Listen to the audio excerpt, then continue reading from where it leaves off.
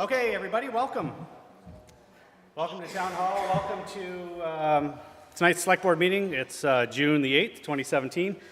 And right at the outset, I'll make an obvious statement that there's only 3 of us up here tonight. 2 of us are attending via phone, so we do have 5 of us here. But Tom and Phil were not able to be here in person tonight. So they're going to participate via the phone.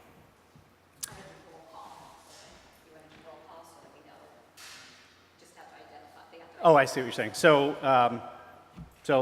my name is Aaron Kimball. Phil and Tom, you want to introduce yourself? Yeah, hi, I'm Phil. Okay. Hi, I'm Tom. Very good. I'm Andrea. Morganti. And I'm Marilee. And that's pretty much for the benefit, so everybody knows that it's Right. Tom and Phil on the other end of that phone. Yeah. So I also want to say that I got a pretty bad spider bite, I think on Sunday night, and it got worse on Monday and Tuesday, and I think it's starting to get better, but that's why I've got the hat on. And if I grimace or go like this, it's not because of anything anybody said, it's because it kind of comes in waves. Thank you. And then I also want to take a moment to acknowledge, for the first time, Renee is here, as sitting to my left here as the town administrator for this evening. So thank you for all the efforts you've done, and thank you for coming to tonight's evening and taking hours out of your life to spend it with us here. We're going to do the best we can. We're going to do the best we can, just like everybody before us has done the best they can to take care of the affairs of the town. And there's been a lot of things in play over the last day, just particular today, and we're going to make this as seamless to you as possible and leave the chaos and the struggles to us on the backside the best we can. So thank you. First item on the agenda called order. Second item, additions, deletions, changes to the agenda. Anything there? I don't have anything. Tom, Phil, Andrea? No? The appointments to the Regional Planning Commission were, okay. Yeah. But did you add the clean water? I did on the, in your annotated agenda Okay, that's in front of you. Yeah, okay. And so that one just arrived. Yeah. And then Alex also mentioned there's another one that hasn't arrived yet, and that's the PAC. So I don't know if that one needs to be appointed at the same time as all of these. So we can either, Which is the clean water? the PAC is the Planning Advisory. Planning Advisory. Advisory Committee, yeah. So we can either appoint people at the same time. Alex wants to remain on that, as you are the representative. Yeah, so Alex wants to remain as a representative on the Planning Advisory Committee. So we can, You can add those. yeah, we'll have that Yep. in the agenda for that time. Anything else to add, delete, change? Hearing none. Moving on to item number 3, Planning Commission interviews. So we have an opening on the Planning Commission currently. I'm looking to see what the term is, expiring through January 1st of 2021. As I understand it, we have 2 applicants tonight before us, and only 2 that have applied. Yes. We have Bill Marks and we have Marie Gardner. And barring anything else that you have, Renee, I'll take it in the order I see it in front of me and ask Bill to come up, please. Thank you. I forgot my hearing aids, which are not a cure-all for me, but if I ask you to repeat. Sounds like you're having the kind of day we are. I'm sorry? Exactly. Well, I might just start by asking you what brought you to this seat tonight for this role to be appointed. Well, it's funny because I learned recently Maria has applied too, and I ran into her in Lapman's, and we got talking, and she said, well, I'm retiring from the listers, and after 28 years, I feel like I have to do something, stay in, and, I said, wow, you know, that's exactly me. You know, I'm 27 years in the Conservation Commission, and so there's definitely some similarity there. Beyond that, I've always had interest in the regulatory side of zoning, and for years, you know, I acted on behalf of the Conservation Commission. I attended DRB meetings before the rural zoning change, when density was a very big issue and very subjective, and in addition to simply the placement of homes and so forth. And that was very time consuming. And then later, I must have attended 2 years worth, at least, the Planning Commission meetings, again on behalf of the Conservation Commission, in helping to formulate the new rural zoning. And I think sometimes, to Alex's dismay, because I certainly added another perspective, but I do think I've got a good eye and feel on about what the Planning Commission does and how they interact. Of course, the personalities have changed, and I did go to a very recent meeting just to, well, intending to just observe, but of course, natural resources happened to be on the agenda for the town plan, and so I couldn't resist getting involved in that.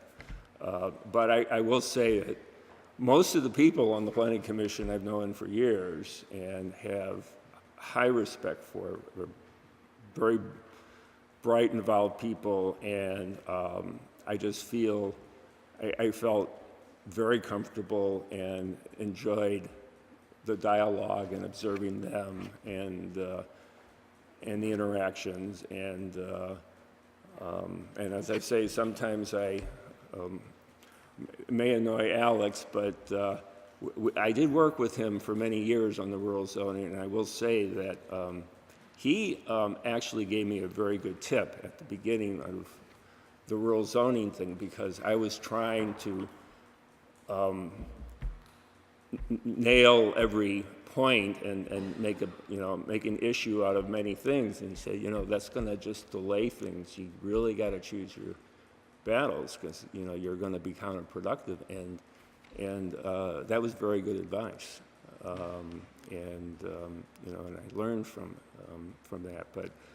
And I will say I did appreciate working with Alex on that issue, because he encouraged my research into what other towns were doing in the rural zoning, and we ended up looking most closely at Norwich.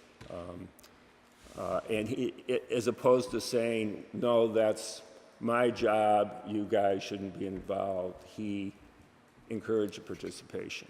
And I think that's what staff needs to do, because there's a lot of useful. So in any event, I do, with a legal background, I do have a sense of, and have had experience in both interpreting and drafting some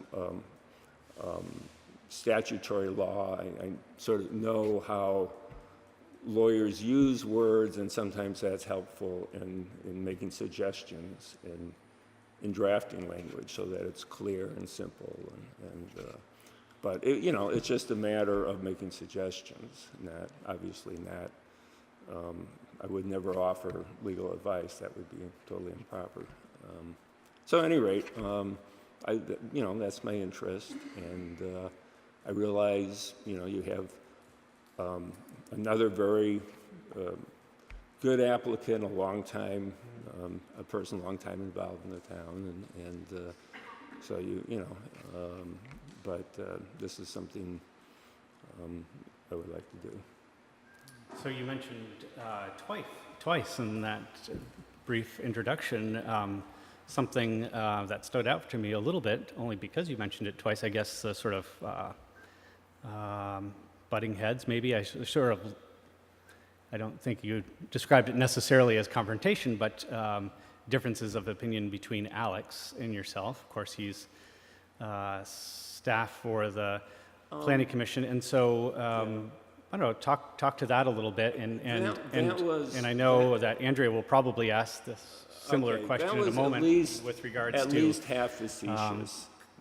conversation around collaboration and group work. So I understand, but you mentioned it twice, so I thought I'd ask a little bit about it. Well, as a member of a larger, of a commission, and I have, in fact, I had discussion with Alex at the end of a recent planning commission meeting I was at about how important teamwork was for me. And depending on where you're coming from, my team was the Conservation Commission.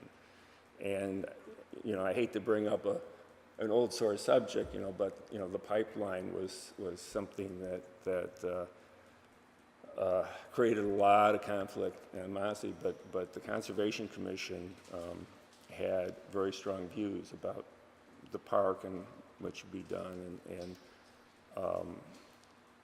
and my conversation was that even though some people thought I was maybe at times going off on my own, I made it very clear to him, and I made it to you guys when you had asked me to show up, that at every step of the way I was very careful to discuss everything with the Conservation Commission and find out what they felt, what their, Allison, our former chair, is here and is, certainly can address that.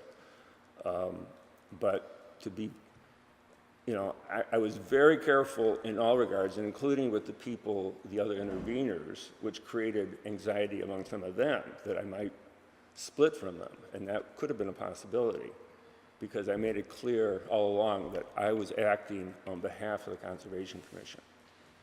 In fact, they had originally sought to intervene and were denied with it, but didn't ask for reconsideration because of the legal issue. So I think in terms of a team, and that's certainly how I see the Planning Commission, clearly. And also when I was saying, I was being very, at least half facetious with Alex I've dealt with for years. Fair enough. I wanted to take a moment and just check in with Phil and Tom to make sure that the two of you can hear what's going on. Yes, I can hear.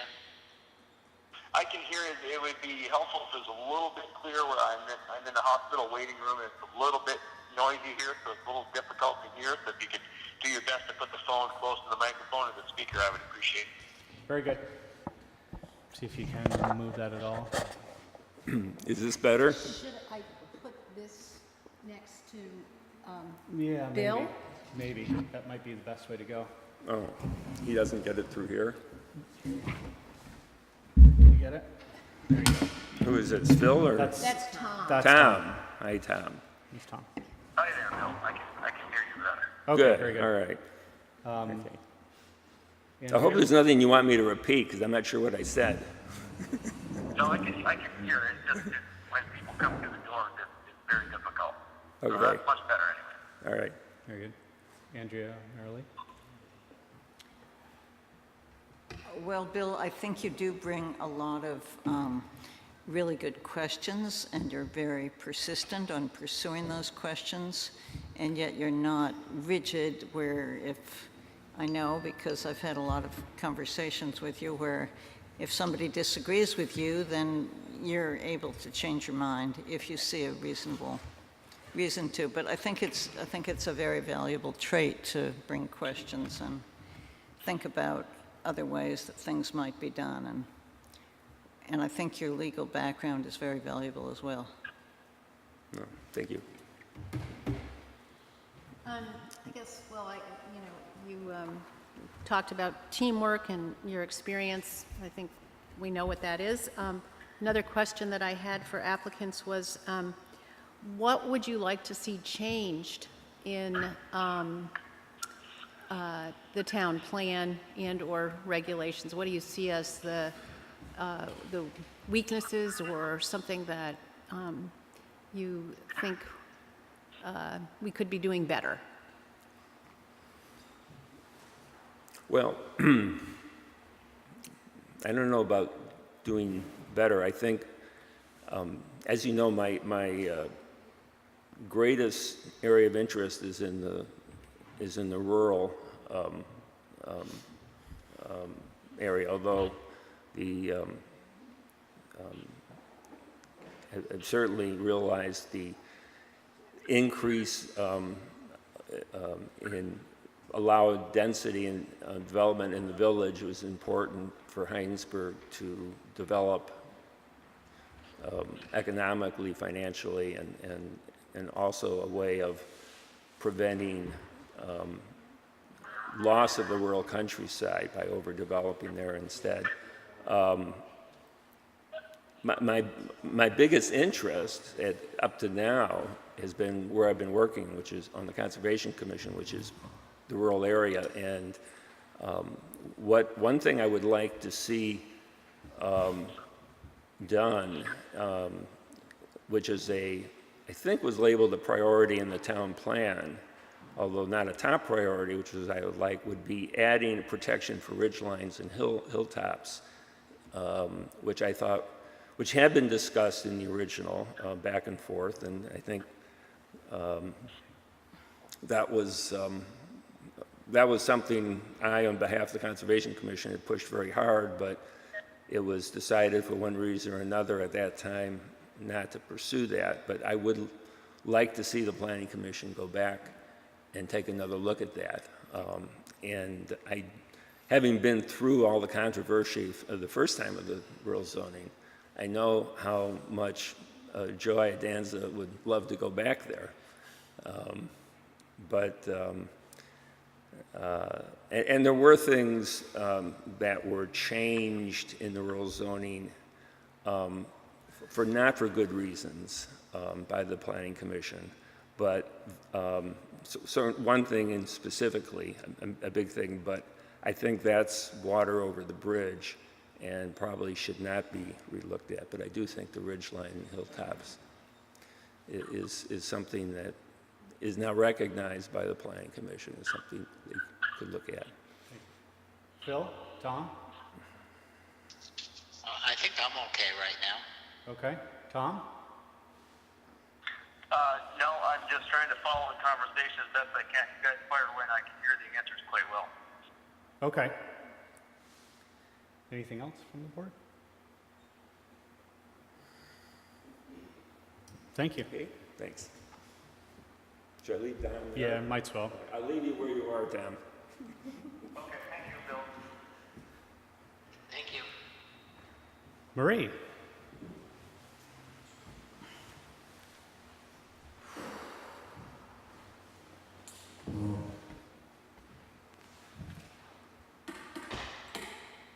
As well, thanks for coming tonight. Thank you. I'll Giving start. me an opportunity. I'll start with the same question. What brought you to this seat tonight to be before us to ask for this role in our town? So Bill gave away a little bit of it because we actually ran into each other in the grocery store the other day. It's bound to happen in this town. Right. That's one of the great things about this town. I've been a lister and assessor for I'm in the 28th year. And my plan is this will be my last year once we can get through the reappraisal and get that all sealed up. Mm-hmm. But I still would like to be involved, and for years I've wanted to be a member of the Planning Commission, so I've been waiting for the opportunity because I didn't really have felt I had enough time before to give to that.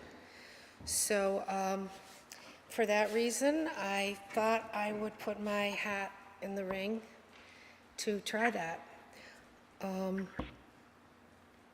I'm also a business owner in town, which we've owned for 45 years now, and I'm not sure if there is even a business owner on the Planning Commission at the present time. Could be wrong.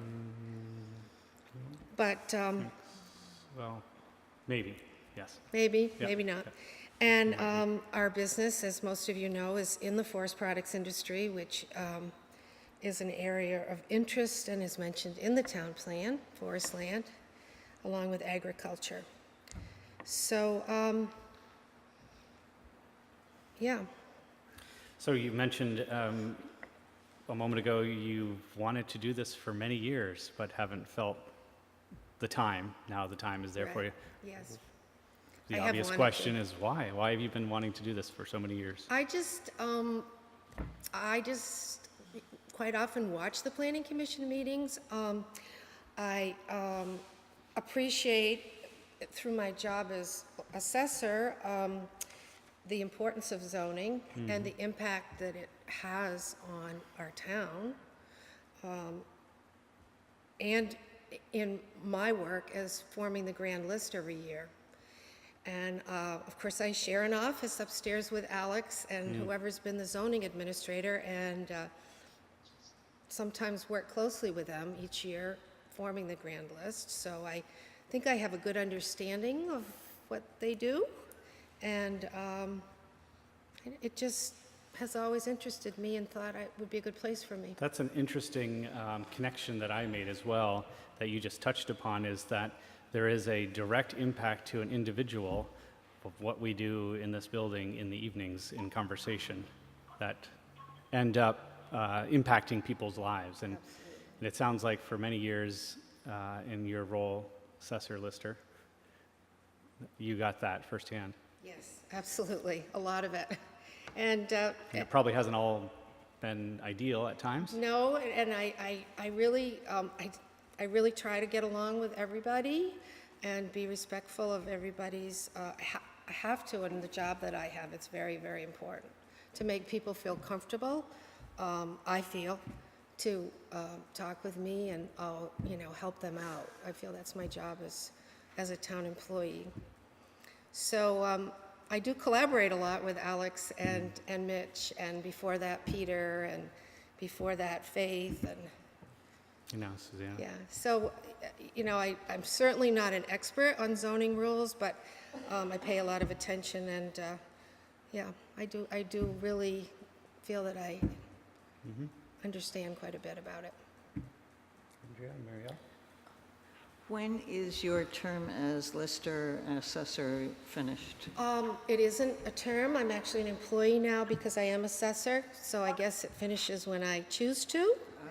I had been discussing it with Trevor for several conversations before he left, and my goal is to be done at the end of this year.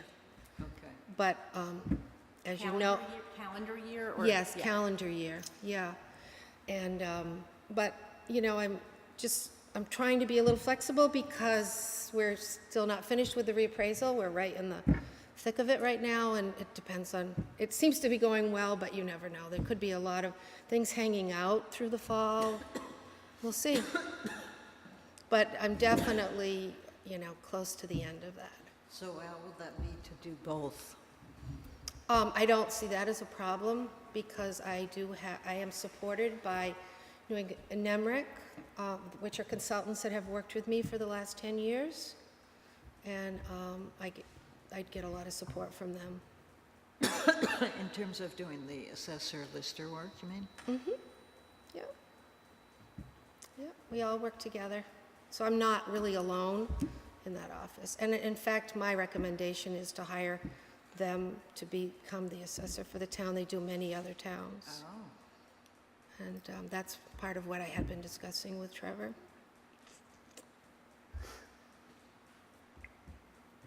Yeah, on our application, we asked to share your thoughts on the top priority goals in the town plan, and it says see attached, but I only You don't saw... have it? I just only saw a short letter. No, I wrote a cover, I did, and 1 and 2. you talk about your experience as a lister? Yeah, but see right there, Yeah, I guess Okay, I don't so have it, anyway, so maybe you could talk about it. the 2 that I chose. I don't have it, Okay. yeah. So I went to the top priority goals and recommendations. And the second bullet point, create a clearer system for determining allowed development density for the rural areas. I thought that particularly interested me. a lot because, and while helping to retain the natural resources of farm and forest lands. And so my experience with our business, I felt that I could be helpful in that area. And I also feel that my understanding of the town as my work as assessor, that experience could be helpful with that particular bullet point. So that was where and then the second one that I just spoke very briefly about was encouraging sustainable economic development in Hinesburg, broadening of the tax base, which I've had a lot of experience with, and local and sustainable economy, which I understand that too with our small business. We probably wouldn't be here if it wasn't for the wonderful customers that we have in this area, and our business is a lot about that. And I hope we could bring more businesses to Hinesburg. I would love to see that. I don't think we have quite enough. I still have to leave once in a while and go to Williston or Shelburne. I can't do it quite all in Hinesburg. So I think my business experience also falls into that. So those were the two areas that jumped out at me. And I mean, they're all very interesting. And ooh, it's beeping. I think we've lost. Tom, are you there? No, I can hear you. Oh, okay. I'm sorry. I heard a beep. I thought I lost you. Since we have you there, Tom, do you have anything to add?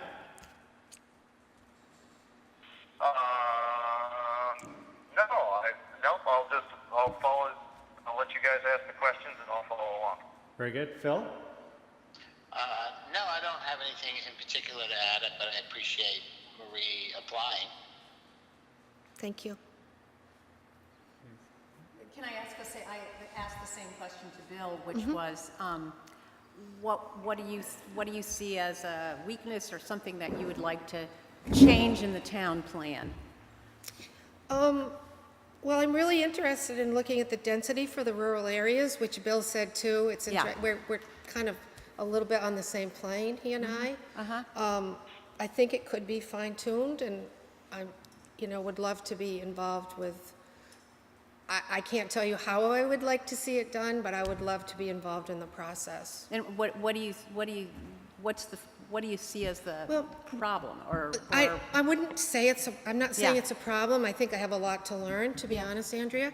But one of the things I've seen, just to name a specific thing, is, and I'm all for all the development, being focused in the village. I think that's great. But I see in my job a lot of young couples that start out in the village and then want to move out to the rural area. And I hope that we can continue to let that happen and still, retain our rural character, because I think people don't want to leave Hinesburg. I think they want a little more land. They don't maybe choose to live in the village all the time. So I've seen quite a bit of that with a lot of couples. So I just think it would be nice if we could maybe have a little more development in the rural area, but have it done sustainably and correctly. Anything else? Anything else, Phil or Tom? No, I think I'm all set. Tom? No, I'd just like to thank both candidates. We had a good choice to make here tonight. Thank you. Thanks, Marie. Thanks.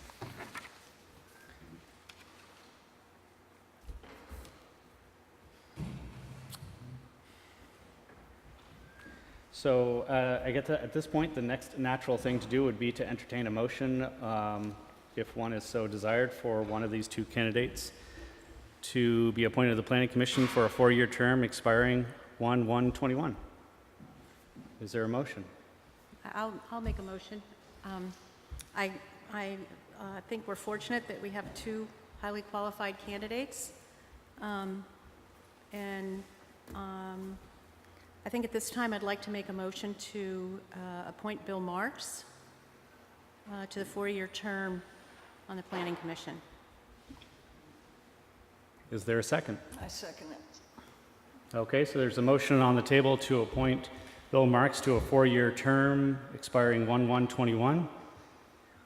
Any discussion? I have some discussion, if you can hear me. Oh, hold on. Yep. So, yeah, I certainly appreciate we have two candidates, and I think both could do a good job. Sorry. Yep, go ahead. I think both could do a good job. I think back a little bit with Bill, and I think Marie, just from understanding the situation, has a bit more maybe what I would call practical experience. And so I think that's would be my feeling on this appointment. Again, I think both, bring a lot of history and experience to the position. But I think, it feels to me personally that perhaps Marie would bring some more practical experience to the spot. Thank you. Tom? Yep. My turn, Aaron? Yep, go ahead. Okay, yeah, I'd like to agree with what Bill said. I believe Marie has that practical experience from the office. She understands how what's done in the planning commission impacts people directly in their everyday lives. And I think with her time being freed up, it's a very important perspective that she'll bring in as just business owner, because I don't think there are any business owners on the planning commission, and that's certainly something that I would like to see addressed. And so that basically leads to I would not be able to support Bill Mark's nomination. I would like to see Marie appointed to the planning commission. Thank you. And my comments are similar in that I appreciate the comment that Marie made that I asked her about the connection to the work that we do here in town, in this building, directly affects individuals' lives on a daily basis. And with the experience that she brings to that, I think it would be very valuable. Bill also brings a great amount of experience as a resident and as an active board member here in town for many years, not to be dismissed that there is a lot of experience on both sides here. But I too would favor and would vote in the affirmative for Marie. Anything else? Well, I guess I'd like to say that one of the reasons that I am supporting Bill is that he has not only served on the Conservation Commission, but has made it his business to follow, I think, very closely the activities of the Planning Commission and participated in the town plan, I think, above and beyond his role on the Conservation Commission. And I think we all are aware of the impacts that our decisions have. So I think that, Bill has been dedicated to, which I know Marie has also, but in a different capacity, to shaping the town plan and the regulations that we have. And I think his dedication has really resulted in a lot of very positive outcomes that he's brought as ideas from the Conservation Commission and himself to the town plan and to the regulations. So that's why I'm supporting Bill. Anything else? So the motion is on the floor to appoint Bill Marks to the Planning Commission for a 4-year term expiring on 1/1/21. All those in favor, say aye. Aye. All those opposed, say no. No. No? No. So it sounds like it's a 2-3. So I'll make a motion to appoint Marie Gardner to the Planning Commission for a 4-year term expiring on 1/1/21. I'll second that. So there's a second by Tom. Any discussion that we haven't already had? I think that, I certainly would say, again, we're fortunate to have, fortunate to have an applicant for this position. Never mind two good qualified applicants. So I think overall I feel very positive about that. And feel bad that, we have only one spot with two applicants. Understood. And I would add to that every 12, 18 months, it seems to be the pattern or so, there is an opening. And we've seen many times that it may not happen the first time, but it does the second. There's always openings. Any more discussion? I think we're also very fortunate to have two such qualified candidates, and I think that Marie's experience as the town lister assessor and also business owner add a lot of value to the Planning Commission. So if Bill's not going to get it, I'm in favor of Marie. I would also add that I think it's very nice that we have a gender mix on the Planning Commission, and I feel like Marie is also qualified, so it'd be good to have another woman on the Planning Commission. So I will support Marie as well. Are we ready for the vote? So the motion is to appoint Marie Gardner to a 4-year term on the Planning Commission expiring 1/1/21. All those in favor, say aye. Aye. Aye. Aye. Aye. And none opposed? Aye. I said aye. Thank you, Tom. So that's 5-0 for the notes. Thank you, Marie. Thank you, Bill, very much. Thank you, Marie. Aaron? Yes. Unfortunately, I've got to get back to my mother, who is going to have some tests done, but I'd like to thank everyone for showing up, and I'm going to skip out the meeting. Please have a good meeting. Thank you. Thanks, Tom. Thank you, Tom. All right. Thanks. Bye. Bye. Do you have the time and the agenda item that he left on? Yep. Thank you. Moving on to item number 4, Chittenden Solid Waste Fiscal Year 18 Budget Presentation and Endorsement Drop-Off Site Discussion. Thank you for being patient, and thank you for being here tonight. Thank you very much for your time. I appreciate the opportunity to speak before the Select Board regarding our budget and regarding the drop-off center in Hinesburg. My name is Sarah Reeves. I am the new general manager for... Can I pause you just for a Certainly. moment? Phil, can you hear okay? Yes, I can. Thank you. Go ahead. Thank you. For Chittenden Solid Waste District, I started with the district back in August, and as you know, Tom Moreau, longtime general manager, retired back in June. So I've been very fortunate to join a great team, and I want to be able to extend my gratitude towards our board members, very committed. We have Lynn and Doug here tonight. I want to thank them for their service as well. So the first thing I want to be able to say to you is that Chittenden Solid Waste District is still in a good financial position. We are solid, which is always a good thing to be able to say right off the bat. We also are happy. Exactly. We're also very happy to say that I think it's for the 19th year in a row, there will not be a member assessment. Some solid waste districts do either per capita member assessment or a per town, just general assessment. CSWD does not do that, has not done that for quite some time. So we are also happy to say that, yet again, there will not be an individual town member assessment.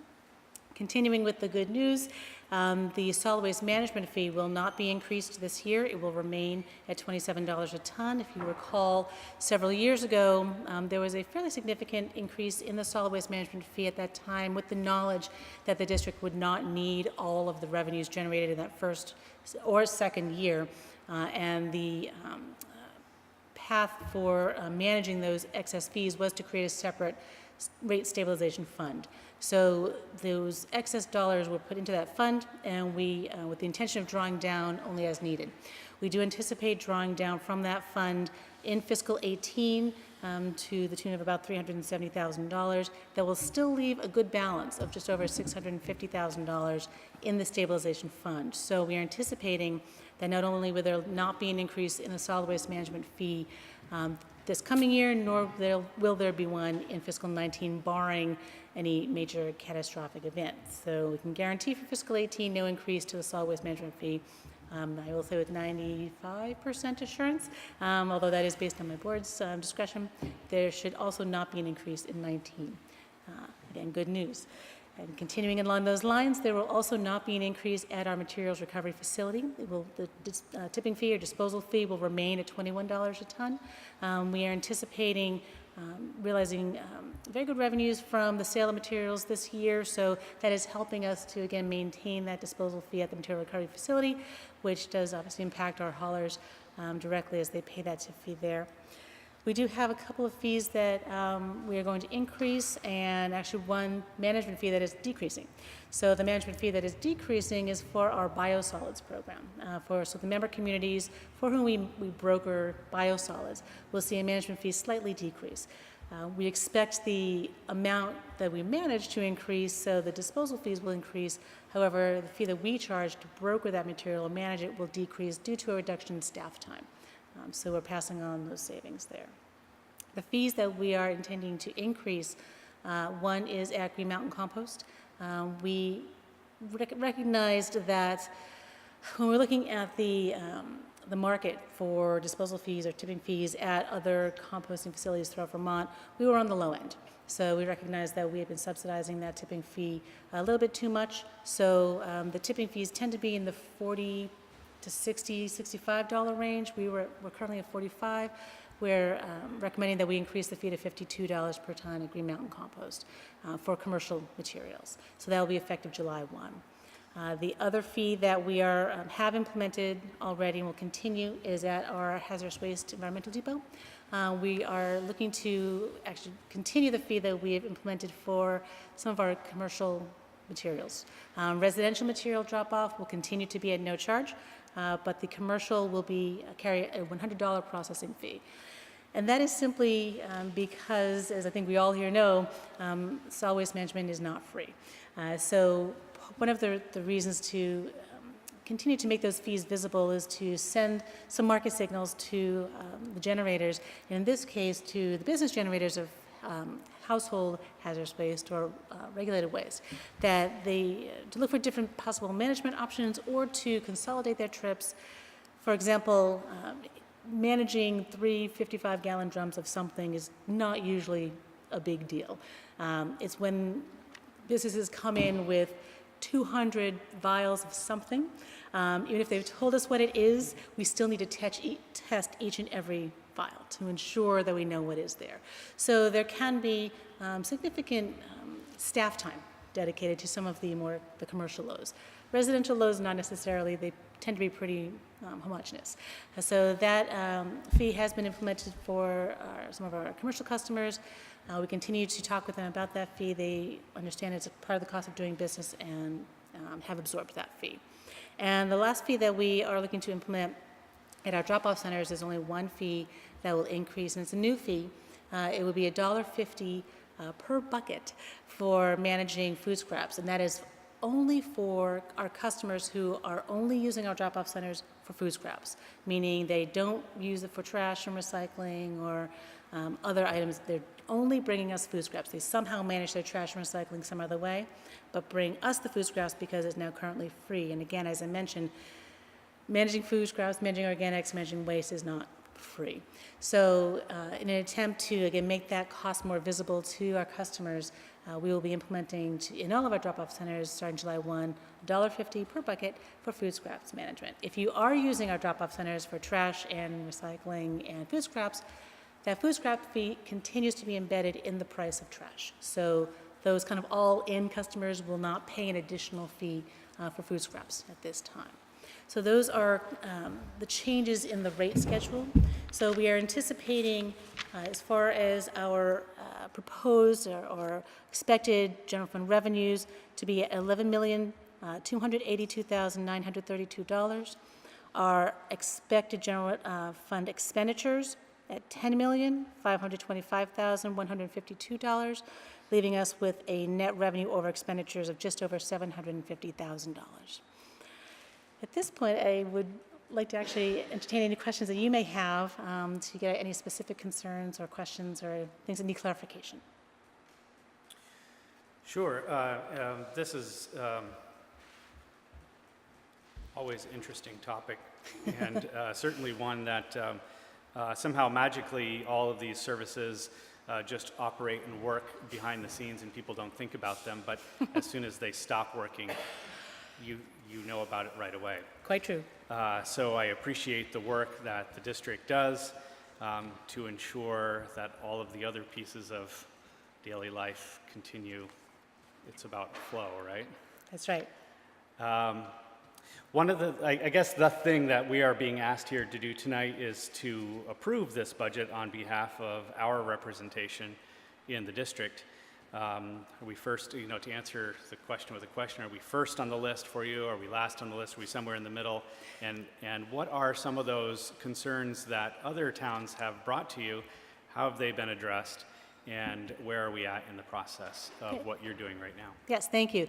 So our board, the Board of Commissioners of the district approved the budget to go out to the towns back in April, at our board meeting in April.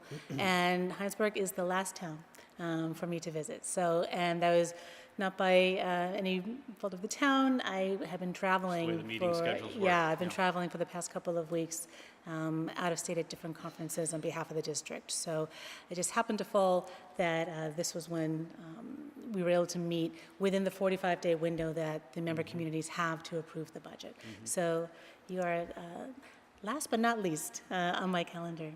And luckily you're on my way home too as well. So I'm happy to have this be the last stop.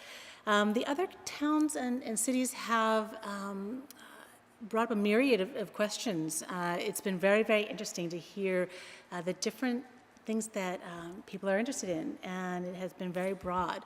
So the $1.50 per bucket has been a leading topic question, and one of the questions was, do we think that that's going to perhaps dissuade participation in composting? Will that cover the costs of collection of food scraps? Is it necessary to? It's about time. We understand that this is not free. To answer the question of will it cover our cost of collection? No, it won't. It's still being subsidized by the solid waste management fees, so it is not the full cost of the collection of that material. Are we concerned that it may decrease participation? Yes, we are. So we do have the board has the discretion to, midway through the year, we routinely update our board on tonnage and how things are going. I've asked our drop-off center operators to continue to take the temperature and to provide feedback to me as the manager of the district to let me know what people are saying, and then we can always reevaluate. If it's really not having the desired effect as far as maintaining the flow, then that's something to consider. If it's having the effect of people putting the food scraps in the trash, that's not something we want to have happen. If we see an increase in requests for backyard compost bins and a decrease in use of the drop-off centers, I think that's a good correlation. We want to see more people doing backyard composting where they can. So it will be getting out to our drop-off centers, trying to identify those customers who are currently the food scrap only customers, and getting feedback. So it's an ongoing process. That's kind of the beauty of having such an engaged and active board of commissioners, is that they will be asking us these questions, and we will be gathering data along the way to find things out. So that's been the leading question. Yes, and I'm keeping a tally of all the questions that the towns and cities are asking, and that has been the top question. So there's that. There's people have asked about the biosolids program, wanting to know what we're doing as far as watching legislation and legislative activities. A lot of talk about just Act 148 in general, and organics management in general, because that has been a hot topic for the past few months. Have some questions about how much life is left at the landfill in Coventry, and where are we as far as reducing overall waste. Oh gosh, talk about personnel, and are we having difficulty finding people to fill open slots? Again, another topic that everyone is facing, I think, in Vermont. It has really run the gamut. So. Is that, as a side note, the Coventry location, is that owned or just managed by the district? It's not at all. So Neither. the Coventry landfill is a privately owned Privately, landfill. that's It what is I owned thought. by Casella. And it's the only landfill now that we have in Vermont. Moortown is in the process of their final closure and capping. So CSWD does manage closed landfills in Williston.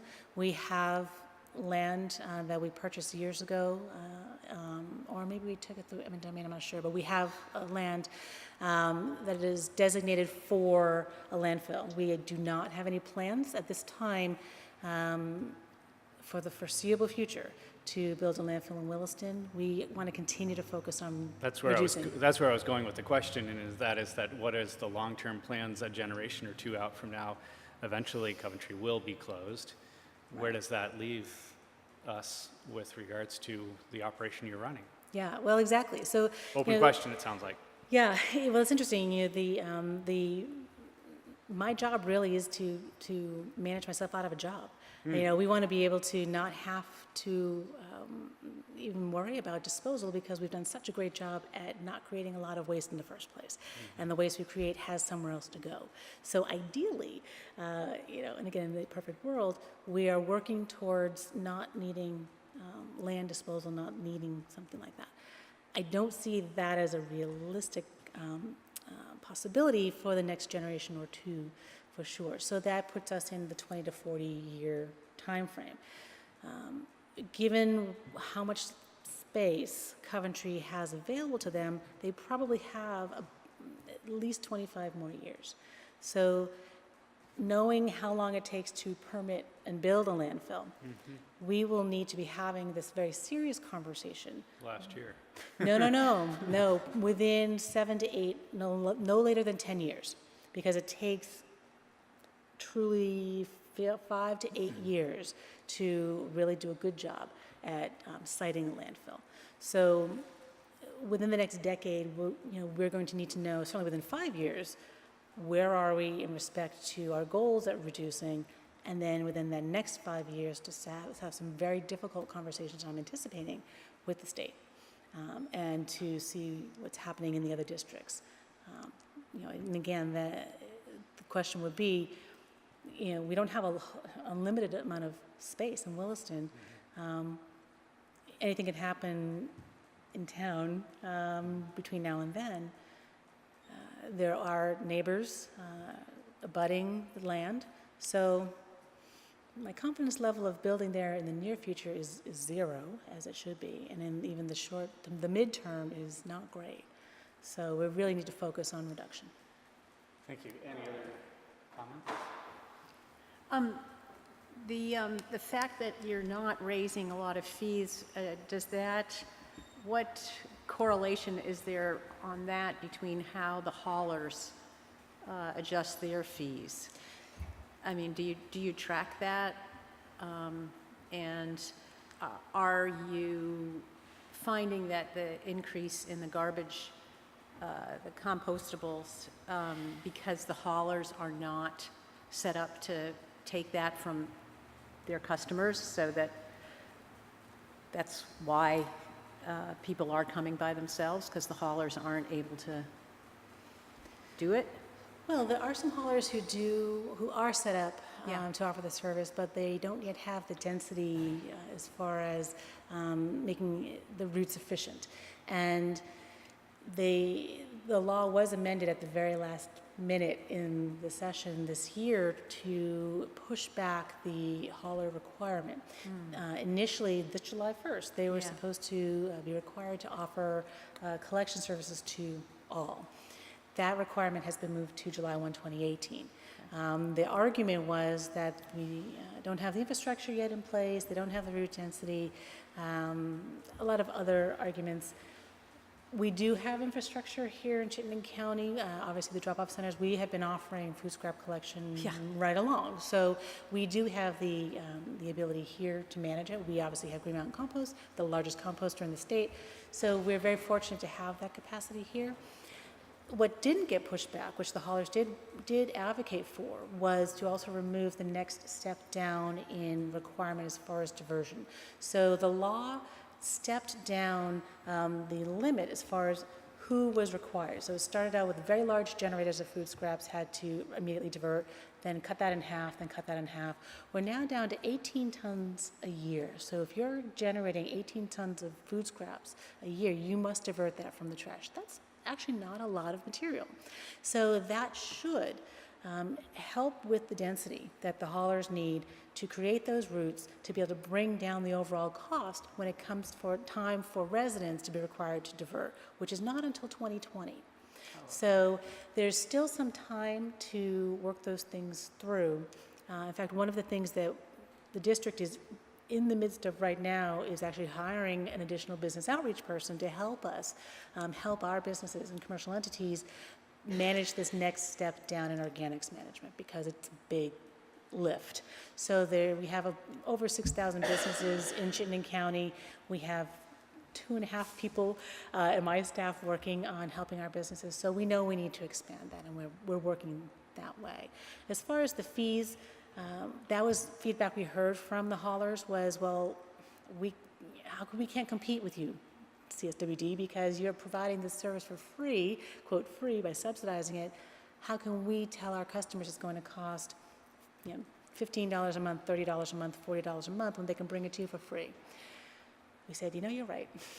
So we know it's not free to manage food scraps, which is why, again, having that fee be visible to our customers who only use that service made sense. So we took their concerns very seriously and decided to implement that fee starting July 1. So that will, again, send those market signals to those customers who then may be able to contact their hauler and say, well, do you offer this service? What will you charge? And to generate that demand.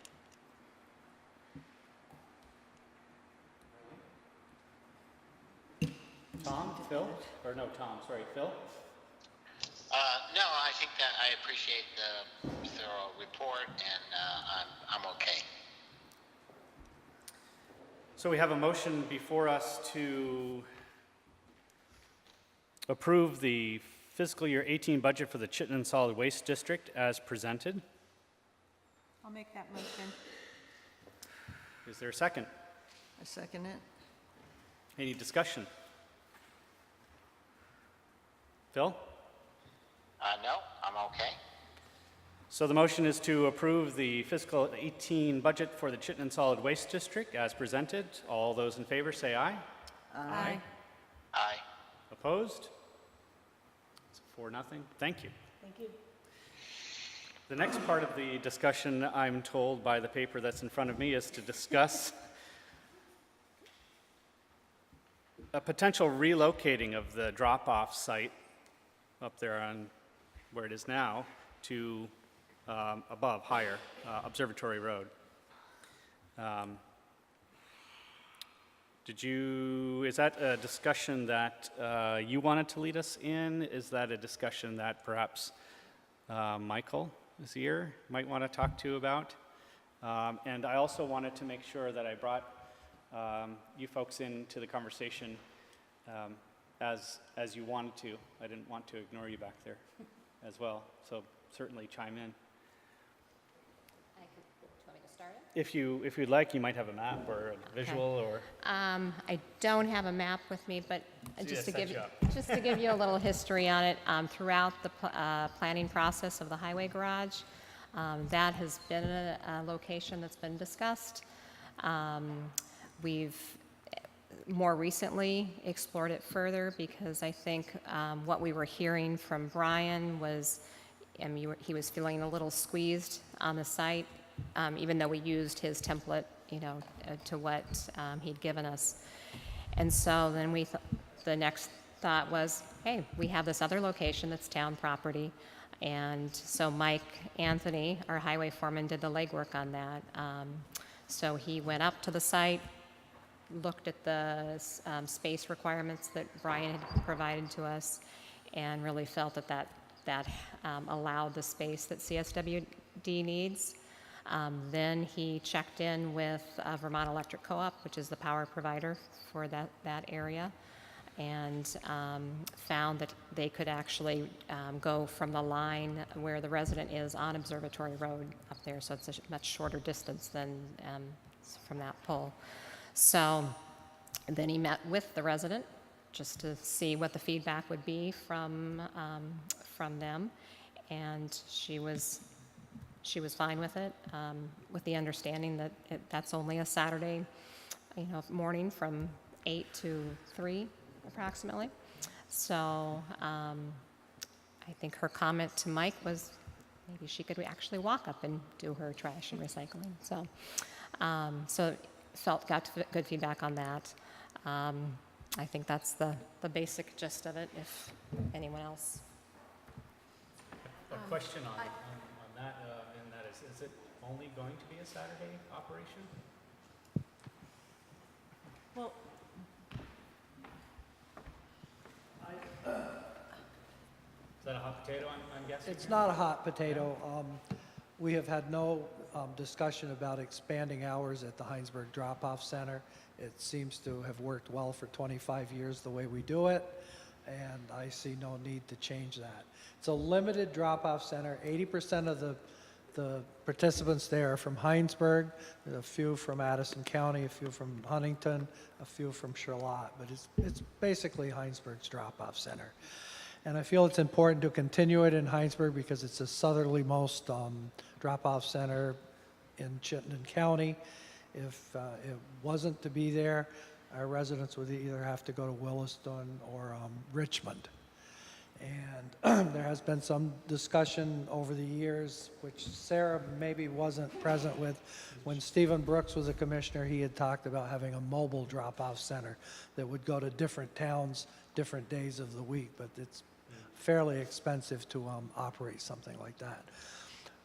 One of the main reasons that Michael contacted me and Renee contacted me is with the construction of the new town garage. It's going to go right on top of the existing drop-off center. And in the town pit, there is limited space down there. There's limited space up on top of the hill. It's just my feeling that on Observatory Road, there are some hurdles to this project, but move the drop-off center up there. It's a secure area. Get it out of the town pit, and I think that it would serve the solid waste district and the residents of Hinesburg much, much better for the next 25 years or whatever. The observatory people have agreed and would like to move their observatory up onto the capped landfill and actually build another observatory. And Michael talked with the Agency of Natural Resources, and because they aren't going to dig or anything, it's absolutely fine for them to move their buildings. And hopefully, if they do, maybe we'll comply with our permit where the capped landfill was supposedly to be mowed or brush hogged every year, which didn't happen, and there's some, 4 or 5 inch, maybe a few 6-inch popples growing up there now. Sarah will tell you a couple of concerns. She and Brian Wright actually visited the site this morning. She has a couple of concerns about space and everything. And I think with Michael here, he could address Sarah's questions on that of where the capped landfill actually starts and where the road that could be closed runs back down into the town pit, which could be used for the drop-off center. So if Sarah goes first with her concerns, and then Michael can possibly answer those. But in all of my investigation work, it seems to make the most sense to move the drop-off center up on the hill. So, Thank you, Len. here's Mike. Well, I just wanted to add some stuff, but I'll wait. You good? Yeah. Just a note from me, if you can hear me, you just got to hold that mic a little closer, and because Lynn was sort of dropping out a little bit. Thank you. Yeah, so as Lynn mentioned, I did walk the site this morning, actually with Josh Tyler, our assistant engineer. Brian should be back tomorrow or Monday.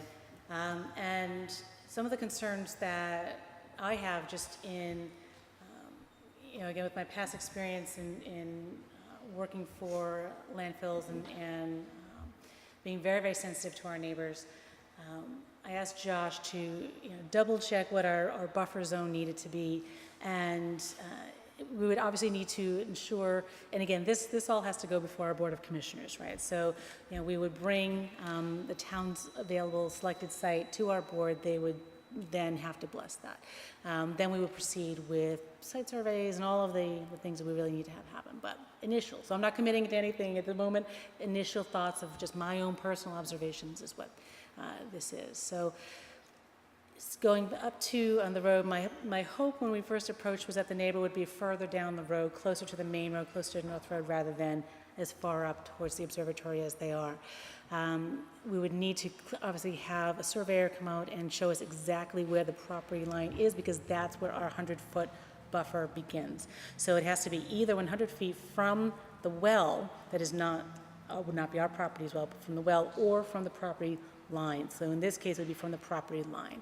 So it's a minimum of 100 feet. I happen to think that's not a lot, but it's what is required by A&R, by state law. So given that 100 feet, that automatically brings us further into the flat area. In looking at the available GIS information on A&R's website, as you all very well know, there is quite a significant slope that drops off very close to where we would need to be, where our back edge would need to be. So Kind of a right angle. it's pretty severe. It's very, very severe. So we would also want to ensure that, again, have our engineers do some studies and maybe get some professional help with this as well, to, even though we have a PE on staff, recommend how far from that steep slope we want to be, because again, depending on where we would put the heaviest parts of our loads, where we would flow traffic through, we cannot take on the liability of having the slope erode or collapse. Clearly, I will state that for the record. I am not willing to accept that kind of liability on behalf of the district, nor I think would the town want to get involved there. So that is shrinking the back edge for us as well. As Lynn mentioned, we'd also want to have that clear delineation of knowing exactly where the capped landfill line is. And as he mentioned, there are some, not just shrubs, but we did see some trees. Generally, when and you may know this, so I apologize for repeating this, but generally when you close and cap a landfill, you want to remove any trees that, before they reach 2 inches in diameter. So if there are 3, 4, 5, 6, guaranteed the roots have gone through the cap and through the liner. That's a problem. I would not engage the district in assuming that responsibility for damage to the liner if we were to have to remove trees to extend the property line out to get a good footprint. So that's a big concern for us as well. So then when you talk about backing up, okay, so 100 feet here, however many feet from the drop-off, however many feet from the edge of the landfill, now we've really shrunk the footprint. And the hope is, because, again, Hinesburg is a limited service drop-off, our hope was to actually improve the service. We never want to reduce service. We always want to improve it where we can. We know the flow in the current drop-off center isn't ideal. We'd want to improve that. And I'm not talking about diamond-encrusted compactors or gold-plated anything. I'm talking about adding materials that you can't currently drop off in Hinesburg, where you may need to once a month make the trip to Richmond or to South Burlington or to Williston, because that's your only option for furniture or for a big, bulky piece of plastic.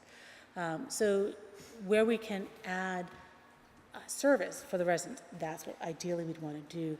So, but we would be limited, right? So if the footprint is shrinking and that is the only area, we would then have to look at, well, how much further would we have to reduce services? And that's not a great option for me.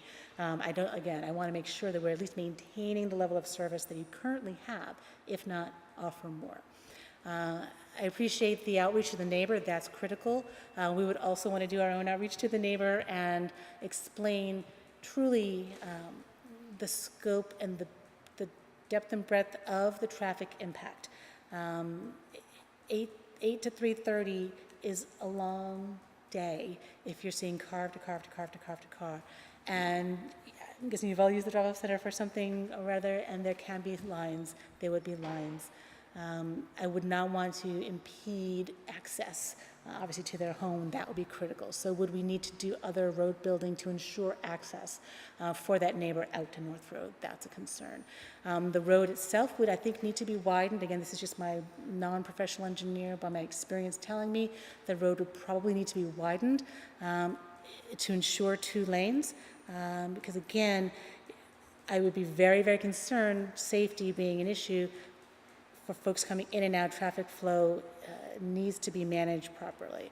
So initially the gut says it's a little bit too small, not much, but a little bit too small for 2 proper lanes. We'd want to investigate that. I could be wrong there, it could be fine. But that's just another concern that we add to our list. So those are just off the top of my head, just for the initial visit. Again, we would want to do much more. Significant points, though. Not the least of which, the possibility that it actually might be talking about a smaller space. You don't know this, I guess, Right. but, it's something to be aware of. Right. I might turn this over to Mike for just a moment. Sure. If he, Does not have a line. yeah, The still landfill has does to be- not have a liner. It's an unlined landfill. The cap, I'm talking about the cap on top. There's 8 feet of gravel. I put it there, I know. Oh, no, I believe you. And I'm like, ooh, Clay gosh. first, No, we put gravel first, then the clay. then the clay. Yep. All right, so there's no liner, there's no cap? No? Nope. Okay. Okay. Cap is the clay. Okay. Okay. So, and anything, so between the 2 gates, the one where you would go into there, and then the one that goes down into the gravel pit, everything to the right is landfill. Yeah, okay. So what you're saying there, Mike, is that it's a little bit bigger than we're worried about, is what I'm Yeah. hearing, correct? Yeah. Yeah, good. And even, and the road going down into the pit from the other gate, we don't use that. That's abandoned. So that area could be made even bigger. There's, I'm going to talk this way, but I'm Yep, talking yep, to you, so yep. pardon my head. So the concern with using the driveway, that's the road that's going down into the pit, again, it demonstrates the severity of the slope. We would have to most likely fill in that area to bring it up to grade so that we would have enough area to expand out. Yeah. Okay, I'm just making sure my engineering assumptions are. well, and that's just it. I mean, looking at that, if you're worried about the drop off down over the steep, I mean, a bulldozer can move that rather quickly. We just moved 50,000 yards of gravel in our pit in a couple of weeks. Yeah, I'm not concerned with the moving. I'm concerned, obviously with, okay, now we've got a very much different layout than we were anticipating as far as the grading work, the grubbing work, the actual construction. And again, this is all so preliminary. It's almost really not right to be talking about it in this level of detail at this time because we Agreed. haven't done I any was of the thinking about the engineering. same thing, but so rather just to kind of, I think the purpose of Identif- the conversation is just kind of lay out some of the initial Right. concerns. Right, flag some issues. I have a list of half dozen that you made here. It sounds like Michael can help to alleviate some of those. Sounds like Lynn has a At point. this time, I would just like Sarah to go back to the commissioners with, we go to the next step to investigate this. Yeah. To see if it's going to be workable. So it sounds like it's a long ways off from a decision. It is. Is that a fair assessment? I would say yes and no. I mean, because it really does depend on, I mean, if the site does become feasible, we could begin construction, much sooner than not, which would be our preference. There's no need to wait until the town is done with the existing site and has the new building. We could construct sooner, and that would be Simultaneous. yeah, exactly. That would be preferable. So if the site does prove to be, no site is ideal, Yeah, but yeah. better than we're initially seeing, there's no need to wait 18 months or at all for that. And actually, for timing, it's something that we need to finalize really soon. Exactly. Because already, we were hoping to start construction by the fall, so October is the plan. And we do have a request for proposals out on the street right now for essentially what's called a fast trash, so the mobile trash collection service for the interim. So those bids are due back on June 21st. So we will know for our board meeting what the costs will be and be able to bring that to our board to say, okay, we had budgeted this, but holy cow, it's coming in double, it's coming, or it's a great deal, let's get it going now, it's coming in below. So we'll know that for our board meeting at the end of June, what that looks like. So Sarah, what would be the earliest, the end of June, that you would know if this is feasible and that you could actually commit to this? No, that would be too soon. So by the end of June, we'll know the cost for the fast trash interim mobile service.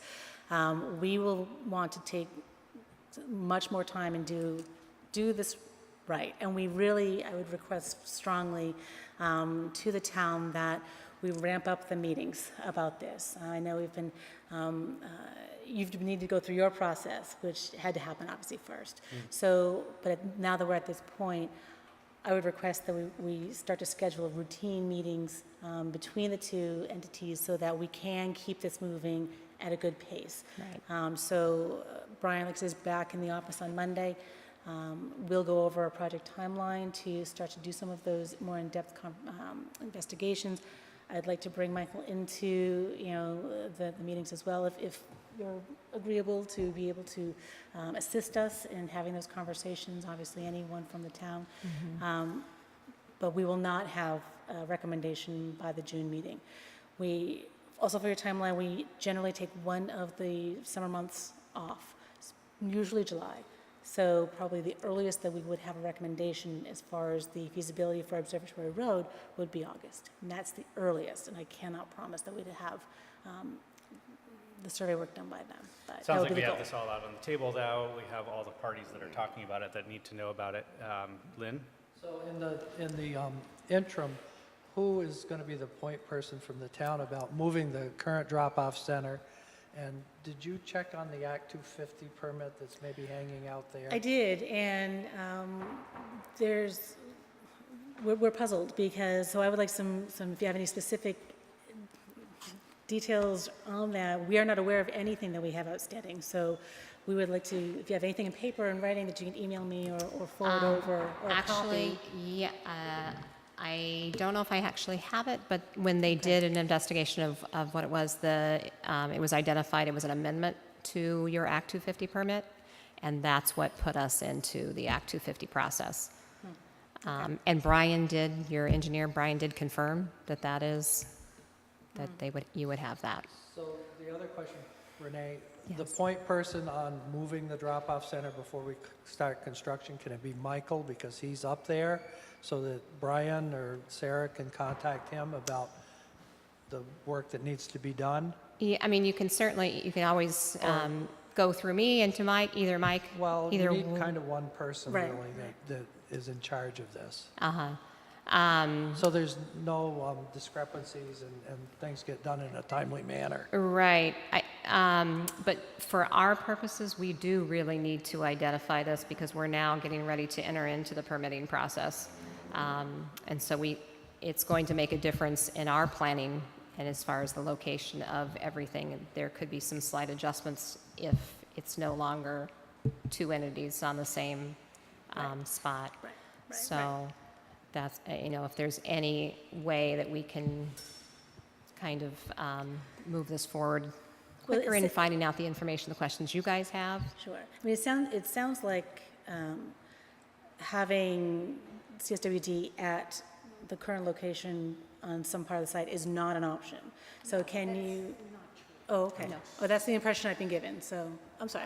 Well, I'd like to chime in. Yeah, because, please do. We had originally suggested the Observatory Road a long time ago as a permanent location, and Brian was reluctant, felt like there were problems. But then when we were talking about providing a temporary space that would not impact our ability to construct, we again suggested that it would be up there on Observatory Road as a temporary, again mentioning that it might be also a permanent location. But I think that we have designed our current highway project to accommodate the solid waste district. So it would allow us greater flexibility in how the highway garage project happens, but in no way are we saying that you can't be there. Okay. That was not the impression I was given. Thank you for the Right, clarification. I mean, appreciate that's that. my impression from the meeting that we had, was that we were not saying that you can't be there. Okay. It would allow us much greater flexibility. We think Sure, that sure. the Observatory Road would actually probably give you more space, and that the traffic congestion, the Beecher Hill Road, all those traffic concerns, I mean, North Road and Observatory Road have a lot going for it, so. Brian has been, part of these discussions, has been invited to all the meetings over the process, and like Andrea said, this has been identified as a location throughout. I think Brian wasn't open to it, was really exploring it, but then once he was really saying he's feeling squeezed in the current location, even though Right. that's the exact template that he provided to us, then we really started to explore the Observatory Road option. And we feel, based on everything we found, we feel that this really could be a good and positive move for both CSWD and the town. Go ahead, Lynn. In discussing with Mike, it is the better option at this point, since we are going to construct a new drop-off center, to once and for all move it up on Observatory Road, and it'll solve a lot of long-term problems with having the drop-off center down in the town pit. It's just... Are you making a statement of fact, or is that an opinion, or just observational? From information I've received from Michael, and Yeah. some from observations, yes. Just with the operation of the pit on Saturdays in the winter, if they're loading trucks and everything, Sure. it is problematic. No, I And understand your it just point. seems we have the opportunity now, we're going to build a new drop-off center one place or the other, that this is the time to bite the bullet and move it up on the hill so it's out of the town pit once and for all. Sure. Andrea? Yeah, I would concur. I mean, I've been a proponent of that for a long time, but I don't want to, I want to see the highway garage project move ahead, and I think if we need to go in a parallel path of getting our permit for the site plan that we have now, we can always amend it later. So, I mean, I guess that's a discussion for us to have, is whether we are willing to delay the permitting until we resolve that, or should we continue with the permitting the way that it's been planned now? With it on site. And, then because we're anticipating that we were going to be able to perhaps start construction in the fall. So, I mean, I think there's a broader discussion to have in terms of scheduling and the permitting process, and make sure everybody's on board. I think we need to understand that this is the first time that this is being presented here, that when we presented this option to the voters, it was on site. I think we've done a lot on the site planning so that it isn't going to conflict with operation of the pit. That was one of Mike's major concerns, and we've, had traffic circulation that's happening differently. And so, I mean, I think there's a lot of pieces in play, and we should come back and reevaluate, what's the most important, is that we start construction this fall, or that we try to sort all of this out and, plan on spring construction. I think that, it's on the agenda. People might not have realized that we're talking about a different location, so I'm sure that there's more neighbors than just the person on Observatory Road who's interested. I think it's also important for people to understand that it's not just Saturday's traffic, that the haulers come in other days of the week to pull the drop, the Thank containers, you. so. And you made a very good point, because that was the point that I made in my head, is that this is a new topic. Yes. Maybe not so new for our board, maybe we've heard about it a little bit, but it certainly is a new topic for the public who Yeah. voted on a bond vote for it to be co-located. I'll take just a moment before we wrap up this conversation and ask Phil if you have anything to say.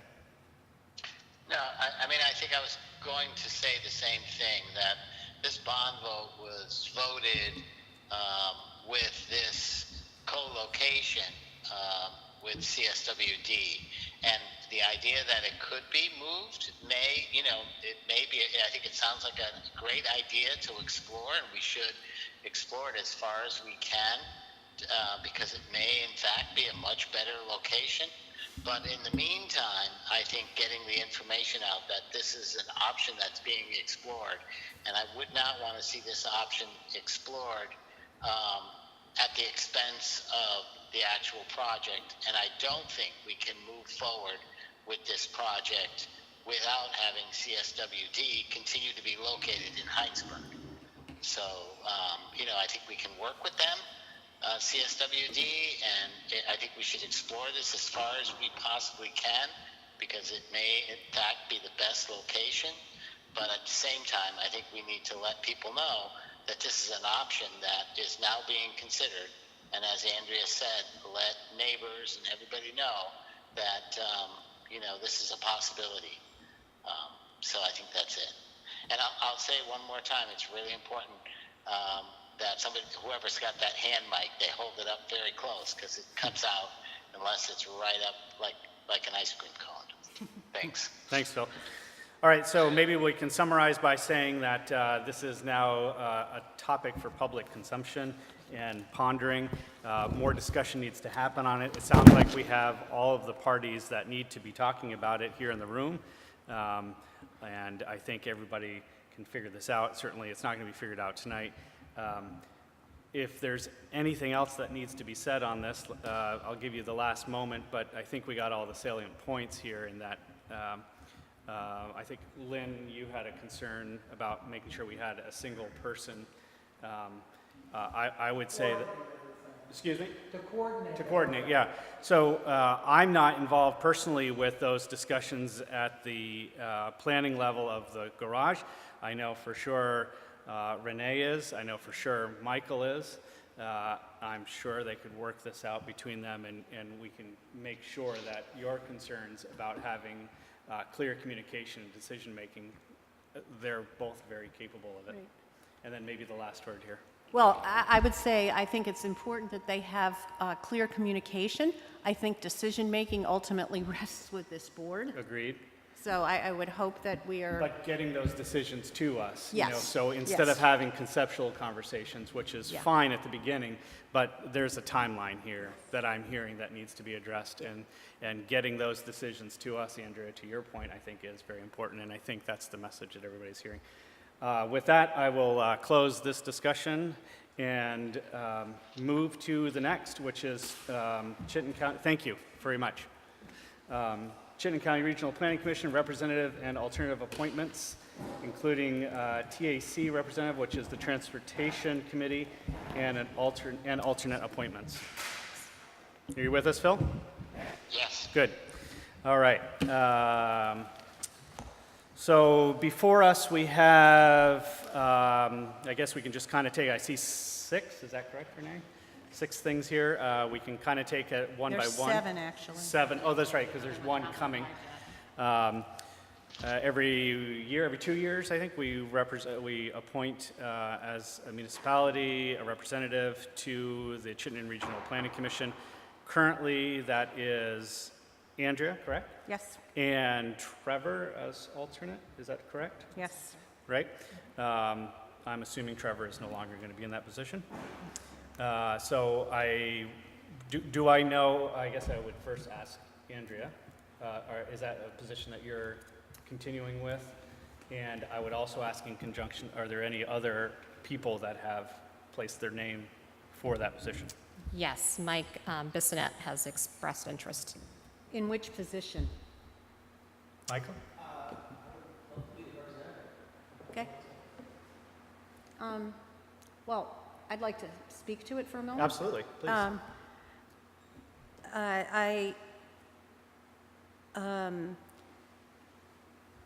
It's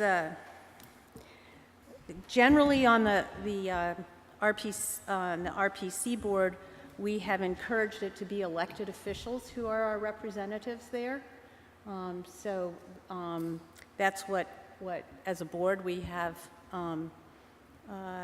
expressed that it's important that they be members of the city council or the select board. We do have some representatives who aren't.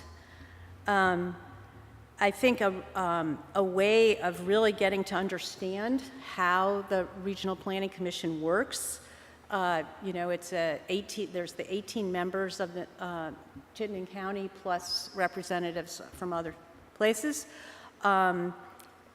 that serving on the TAC and or the other subcommittees is much more hands-on, and really you get to understanding what the projects are, and it's a way of understanding the whole process by being able to sit in meetings and have a lot more dialogue with other members, so you really learn what the issues are, because at the board level, what I've experienced having been there is that it takes a long time to get up to speed of what's actually happening. And so,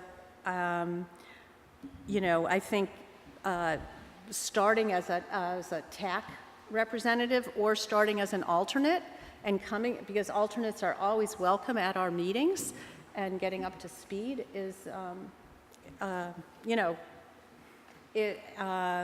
I would like to continue to be our representative.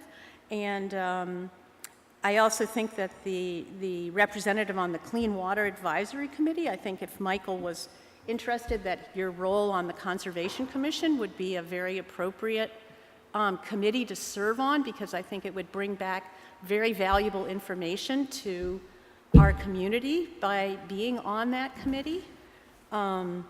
There has been a kind of stormwater committee that's been part of the Regional Planning Commission for a number of years that included just the MS4 towns, and now it's being expanded to include all the municipalities, because we all are going to be needing our municipal road permits. I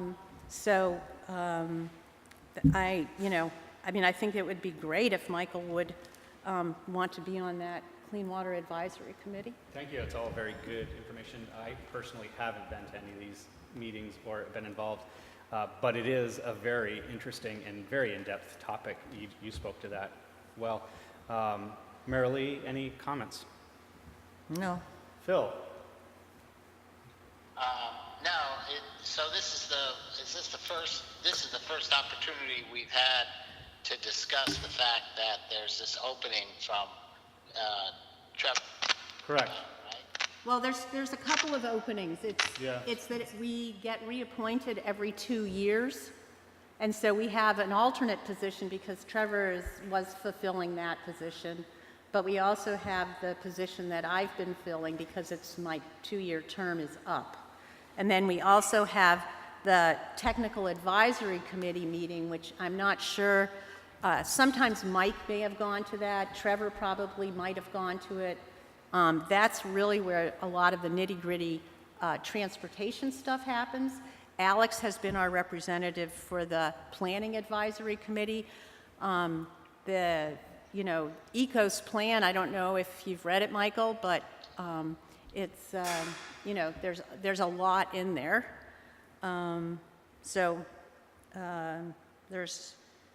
There's a lot of opportunities to serve, and I think having somebody attend the TAC meetings would be great, and the Clean Water Advisory Committee would be really good. that answer your question? And Phil? also as an alternate. Does that answer your question, Phil? Well, I think it does. It just shows there's a lot here. Yes. More than really was presented maybe on the agenda. These are ones that have just arrived in the mail. So Yeah. I think the CCRPC has been sending them, but they're coming sort of late in the game, it seems like.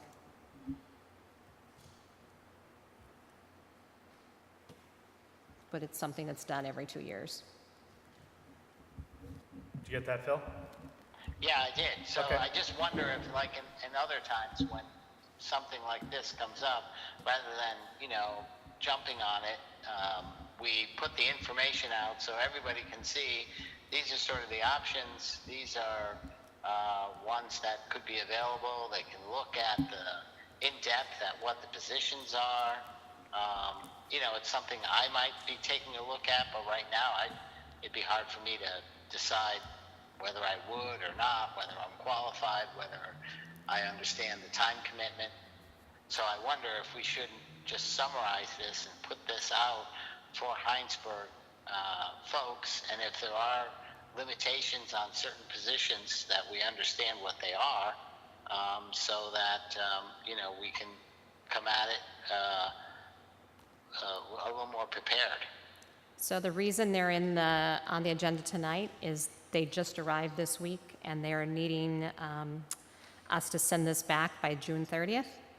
And since this is our only regular scheduled business meeting for June, that's why you're looking at them tonight.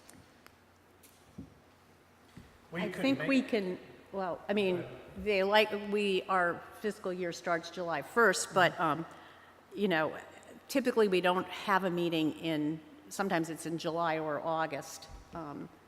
And I think too that this is something that would be warranted to open it up to see if other people are interested.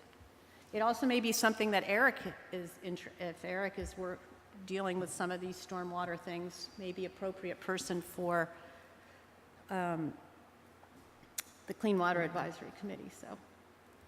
I suppose there's no reason why this couldn't be brought to our meeting on whatever the 22nd or 3rd as a one agenda, 23rd? The 22nd. 22nd, Yep. as a one agenda item, if we know going into it what we're going to be doing.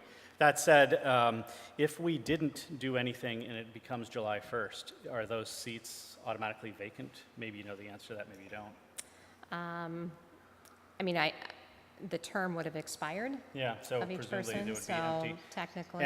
And if we didn't do this until August, it just means It just means we wouldn't have representation on those boards if there was meetings, if there was a meeting. official I representation. think you could make a temporary That's what appointment. I'm thinking, that's what I'm thinking. Yep. So I think to your point, Phil, if there's agreement, we can go the route of putting this out to the community, soliciting any other interest in this, and bringing it up for discussion at our next, if there's room, ideally at our next meeting. I would agree with that, and just so we all get an understanding of what each of the positions, are representing, and again, a better understanding of the role they take. Marilee? Sounds good. So if you look in your packets, at least not on the Chittenden County Regional Planning Commission seat, but the other ones have bylaws that were included in them and explain a little bit about what each of those committees are. There's bylaws for the Regional Planning Commission as well. Right, Yeah. but they weren't included in Yeah. the. And I think it's all on their website. Yeah, it's all Yeah, on their Right, website. there's a link to it. There's a link on it, and they have a really good link for new member. There's a new Yes. member packet. Yeah. There's a lot of great information on their site, more than you can consume and understand in a lifetime, it seems like. It's just a tremendous amount of information. So we will push on that agenda item for tonight. Item number 6, consider approving police service agreement with St. George. Caleb, you are our special guest this evening. I know, it's just for you. You don't like being on that side of it? If you want, just set up a chair right there if you're more comfortable. We have the table there for, your portfolio, so you can lay it out in front of you and make notes. It's trying to make you more comfortable. Renee, do you want to get us started on this one? As in just an introduction as to why we're talking about it. All right, so we're starting out with the police services agreement with St. George. This is very much like the existing one that's already in practice. I think the only changes noted were the fees. Let's see, it went from the traffic stop cost has been raised from $10 to $11. $11 I saw, yeah. And then a dispatch charge of punching a case has gone from $30 to $33. Beyond that, I think it's the same as the current one. Thank you. So the increase is based on The actual. the actual. Yeah, yeah. My guess is Doug had a play in that somehow. I can see Doug's fingerprint on that one, right? Yeah, perhaps. Thank you, Doug. Anything you'd like to help us with on this one? I'm just here to answer questions, I believe. I don't. So basically, you guys, what we're doing this evening, you guys are reviewing this. If you approve it, then we'll bring this to the St. George Selectboard, and they'll do the same. If they agree with it, then We got an agreement. we have an agreement. Any Effective discussion July from the 1st. board? Seems like minor changes, so I'm in favor of approving it. Andrea? Do we have a count of how many times or how much you're participating in this? They have a certain number of hours that they Right. use. And have we been able to meet that? Yes. Okay. Yeah. Without sacrificing coverage here? From what It's very minimal. Yeah. It's in here 1.5 hours a week or something like that. Or I it's can't remember, it's definitely listed out. I mean, you can talk to Frank, he can pull that for you. it's very minimal and has little effect on our actual coverage. The feedback that I've heard is St. George is very happy with it. It's gone well. It's been a good working relationship. So I haven't One would say a received natural anything. fit, really, since emergency services are already there. Police services are right in line with that. Phil? No, I mean, I guess the assumption I heard from Renee that, it's gone well so far. The assumption is Chief Costs, feels this is worthwhile. So I would go with those recommendations. So do I have a motion to approve the police services agreement as presented? I'll make that motion. I second it. Any discussion? Motion on the table is to approve the police services agreement with St. George as presented. All those in favor, say aye. Aye. Aye. Opposed? There it is, 4-0. Thank you. Next item, police cruiser replacement. I bet you're going to stay for this one. Yeah, I can't escape. Caleb again. Yes. So the police department has had they'd started a new cruiser replacement program. What they've found is the replacement schedule has eliminated the costs that we've had for repair and maintenance of the older cruisers. And so they found that this is an actual cost savings to the department by replacing them on a regular basis. Caleb, you want to? We're due to replace 2 vehicles. It would be the 2011 Charger and Tahoe. And the plan would be to replace them with the 2017 Tahoe and 2017 Ford all-wheel drive SUV. It's not an Explorer, but it's the ones we have right now. The same ones. The same. Not the types that the state police run in. They have a different type of vehicle now. No, it's the same thing. Same thing. It's Same a thing. mid-size all-wheel drive SUV. Same thing. Yeah. So did the numbers get passed down, or? Yes. Okay. Yep, they're in there. So we're Annotated. looking at 35 and change for the Ford and 41 and change for the four-wheel drive Chevy. And these are all numbers that are already within our capital that we've discussed, talked about, we know about, and now we're just talking about the specifics. Yep. Any discussion? Is this the lease? Yeah, so these vehicles would be combined with the other vehicles that we have so that we can hopefully get the best rate if we combine all of these. So the police vehicles are one of the last ones we need to get the prices on and get you guys' approval, and then we can go out and seek lease financing. So these are the cost of the vehicles, it doesn't include the financing. Right. Financing? Right, No, Right, this yeah. is a vehicle, yes. equipment, Yeah. install, removal of the These old are the equipment. quotes, the vendor quotes Yeah. for Right. these vehicles. So we need all of those vendor quotes in order to do the price shopping. So as I understand it, that this is the first step in the process to actually get the numbers.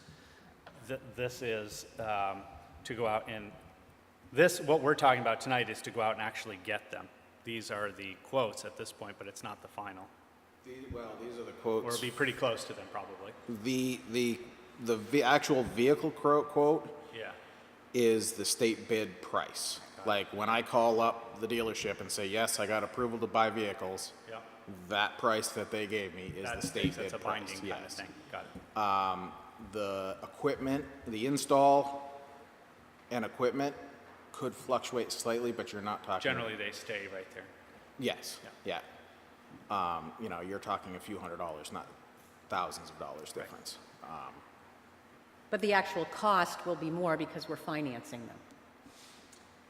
Right, yes. Yeah. We're typically Yeah. able to get a good rate with. Yes. Yeah. And that's over, what, a 5-year? 5 year. Is it every 5? We replace the replacement program is every 6. Every Right, 6. But this Yeah, is a I think- 5 year. So we're done paying them off before we're within a year or so. Got it. Phil? No, I think that the assumption is all the existing equipment from the vehicles we'll be selling will transfer into these vehicles. I've always been outspoken about trying not to do 2 vehicles in 1 year, that they should be staggered a little bit more. But at this point, it sounds like this is the appropriate move forward. So some of the equipment is transferred over. Other items are not reused because it's not worth putting them back into a new vehicle. They'll go bad before you're done using that vehicle. Example Wiring stuff, electronics, smaller lights, things like consoles that I can take from one vehicle to another that's just a metal box that Yeah. will fit. I can do that. Yeah. Cages, as long as you stay, the partition behind the Yep. seats, if it fits, Great. you If it just doesn't, reuse it. those tend not to Stuff wear like out. that, things that have been on the outside of the vehicle, like some of the smaller lights are, by the time 6 years goes past using them here with salt and water, the weather we have, they aren't any good. So unless there's more discussion, do I hear a motion? Yeah. I would follow up on Phil's comment about trying to stagger the purchases, and also hope that we are tracking the mileage on these vehicles so that when it comes budget time, we understand that we're, for a number of reasons, that we want to know mileage, not just dollars. because it is a reflection of, I think, of how much activity there is and whether,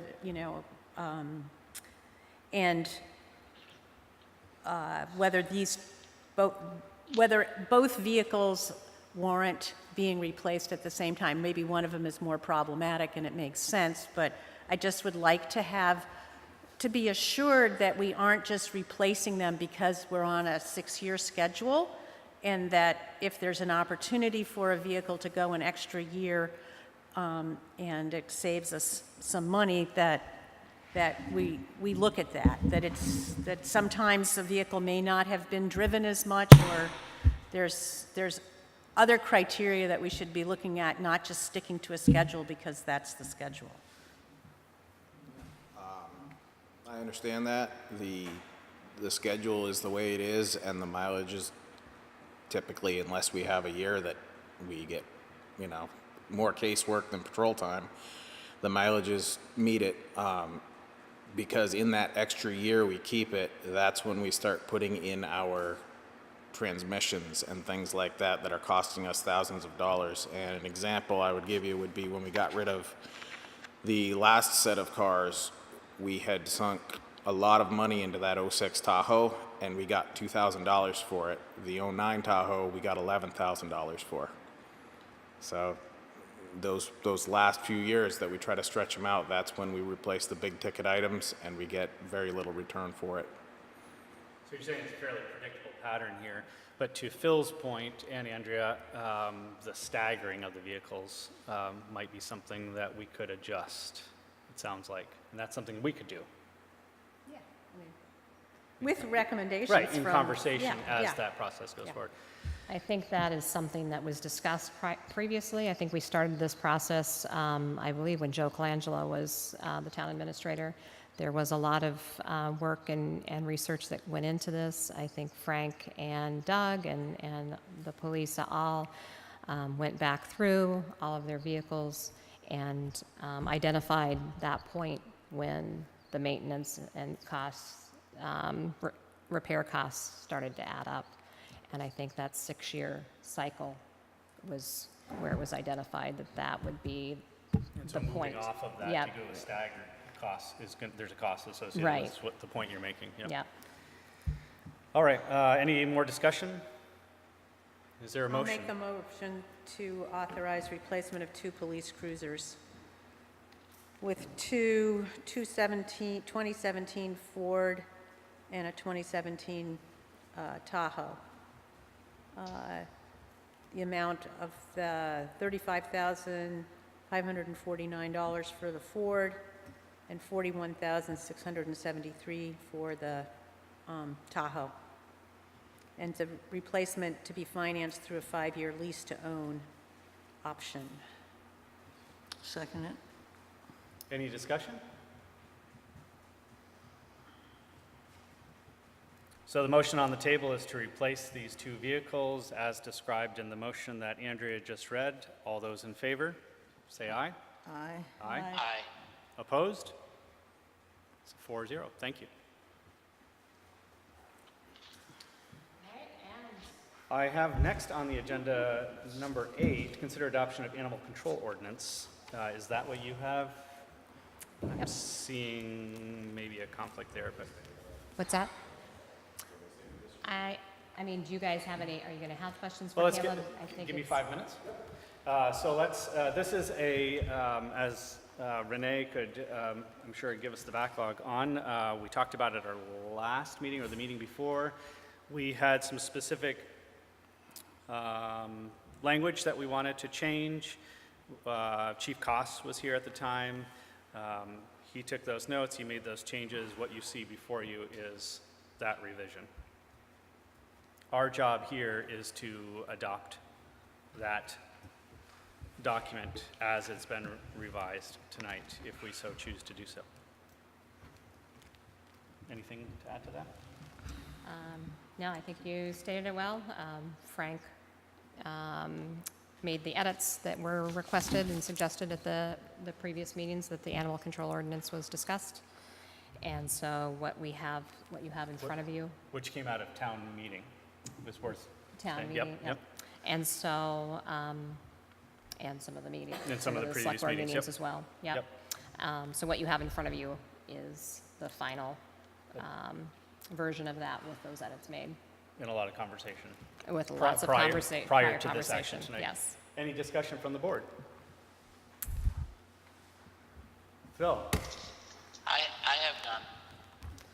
Hearing nothing, I look for a motion to adopt this document.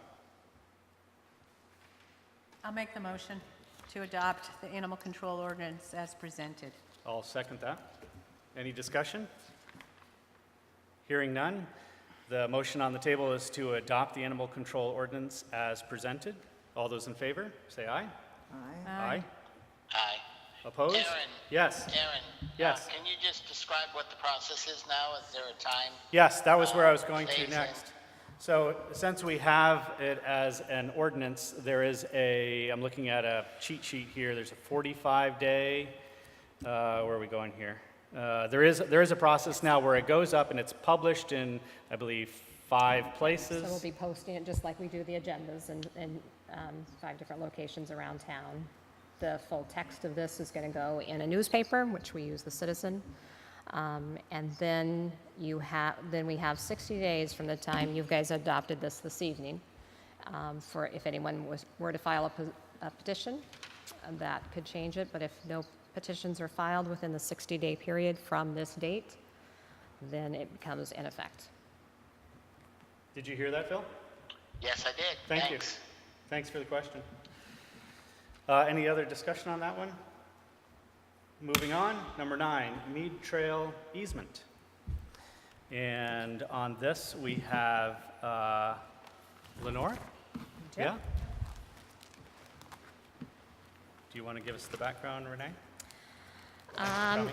Well, Lenore may be able to be better able to do it, but I think this is the Susan Mead easement, and she is granting the town. Lenore, you can help me with the length of the easement. I think it's, what 1,475 75. something like that. 5 feet easement to the town, and I will let Lenore Take it from there. take it from there. Thanks, Lenore, for coming, and thanks for being patient at 8:30 at night. That's okay. This has been a long time in the works, so that's not a problem. I don't know that there's a whole lot more to be said. This is following up on part of the Trails Committee mission to collect easements where we can from willing landowners. I don't think Susan is here. I let her know, but she was very willing and eager to donate an easement to the town before she put her property on the market. So I think we finally have a good process. I mean, each time we go through one of these, we learn a little bit more. I hope that we're approaching the asymptote on this, and we have a process down. So you have the text and a map, and so if you vote to accept it, then I guess she signs it, maybe Renee signs it on behalf of the town, and it goes downstairs. There it is. And just so you know, this is a standard easement language. We did have an attorney review it. We had our insurer review the language, and it was, I think we're good. This is We're- up in the High Rock Yeah. Road neighborhood, and I'm hoping this will be one of several, but I thought, we'd bring in a whole bunch at once, and that did not prove to be practical. The idea is So to I connect hope there them will be more. Yeah. Any this. discussion from the board? Well, I think with the addition of this easement, that this is part of the trails that connect to the Evanston development, and part of the Evanston development was to create a parking area on Buck Hill Road, and it has been on Mike's list to do that, and I wish Mike was still here, because I'm putting a little plug in for it to get done. And I'll mention it to Renee also. So, because it does connect up to the Evanston trails on Buck Hill, and Which is the whole to the point Russell of- Trails Which is as the well. whole point of Yes.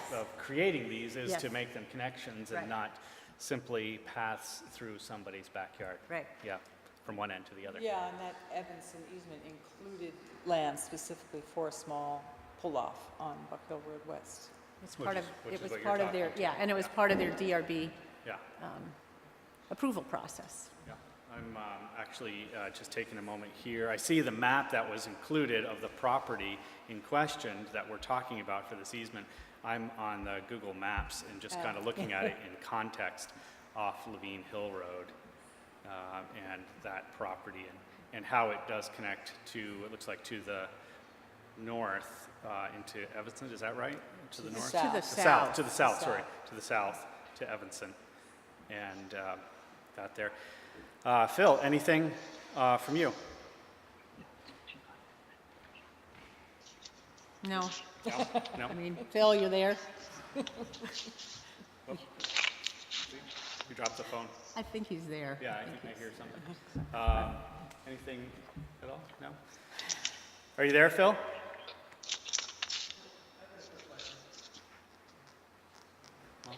Yes, Mike. Hold on, actually. Yeah. Yeah. I was just going to let you repeat it. What are the costs associated with building the pull-off, the parking area for the town?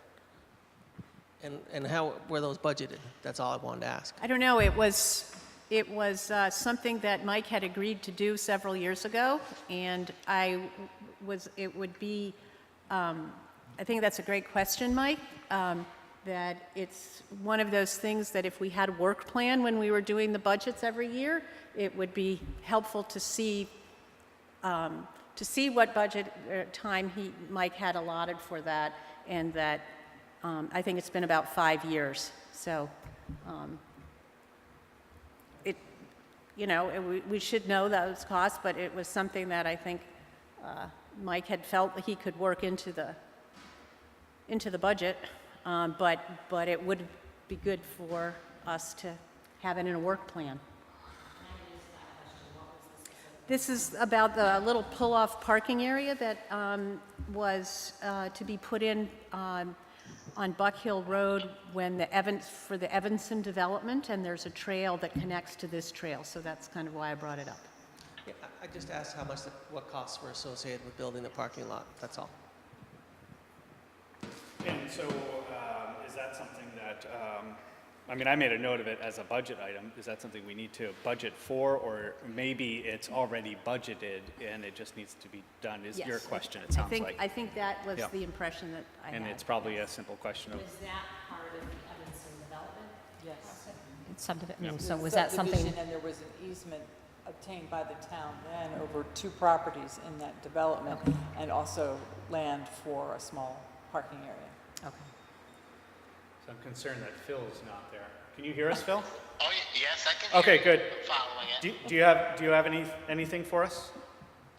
No, I Okay. just appreciate all the hard work that happens in the background to move forward with some of this accessibility, which is an important thing for people in the town. They find trails and this connectivity, very important.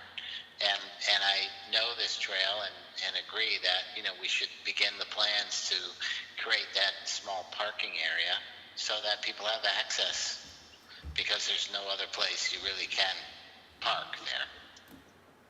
Yeah, very true. Point well taken that this stuff doesn't happen just appearing here. There's a whole lot of work happens before it comes to our board.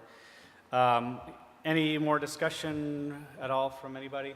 With that, I'll ask for a motion. I'll make the motion to accept the trail easement granted by Susan Mead as described in the easement language. And a second. I second it. Any discussion? Hearing none, the motion is to accept the trail easement granted by Susan Mead as described in the easement language. All those in favor say aye. Aye. Aye. Aye. Opposed? And the ayes have it. Thank you, Lenore. All right, Aaron, before we go to the next agenda item, Caleb just came to me. Frank apparently was watching the meeting, Thank you, Frank. And he just wanted to clarify one thing. As far as the police vehicles, this doesn't impact the age of the vehicles or how long they keep them. It's just they do a 3-year lease cycle. So every 3 years, they're leasing a different set. So they're doing 3 years. So it's still the same thing. They're keeping them the same.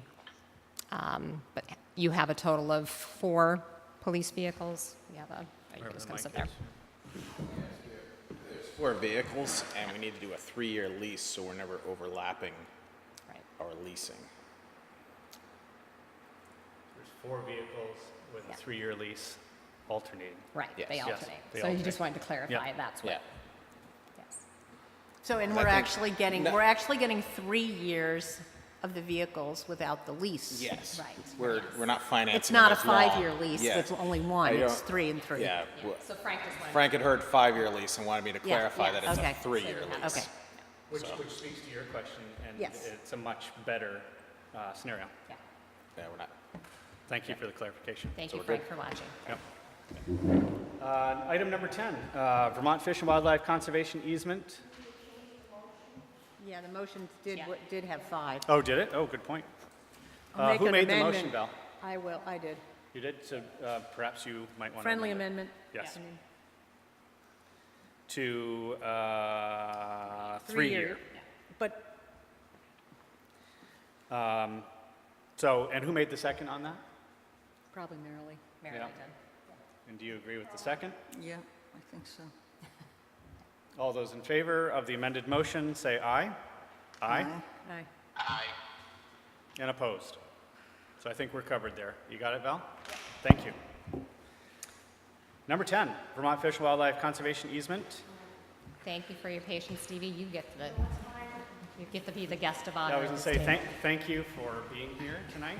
Oh, it's fascinating. Thank you for being here late tonight. I appreciate you coming in, and I appreciate this coming before our board.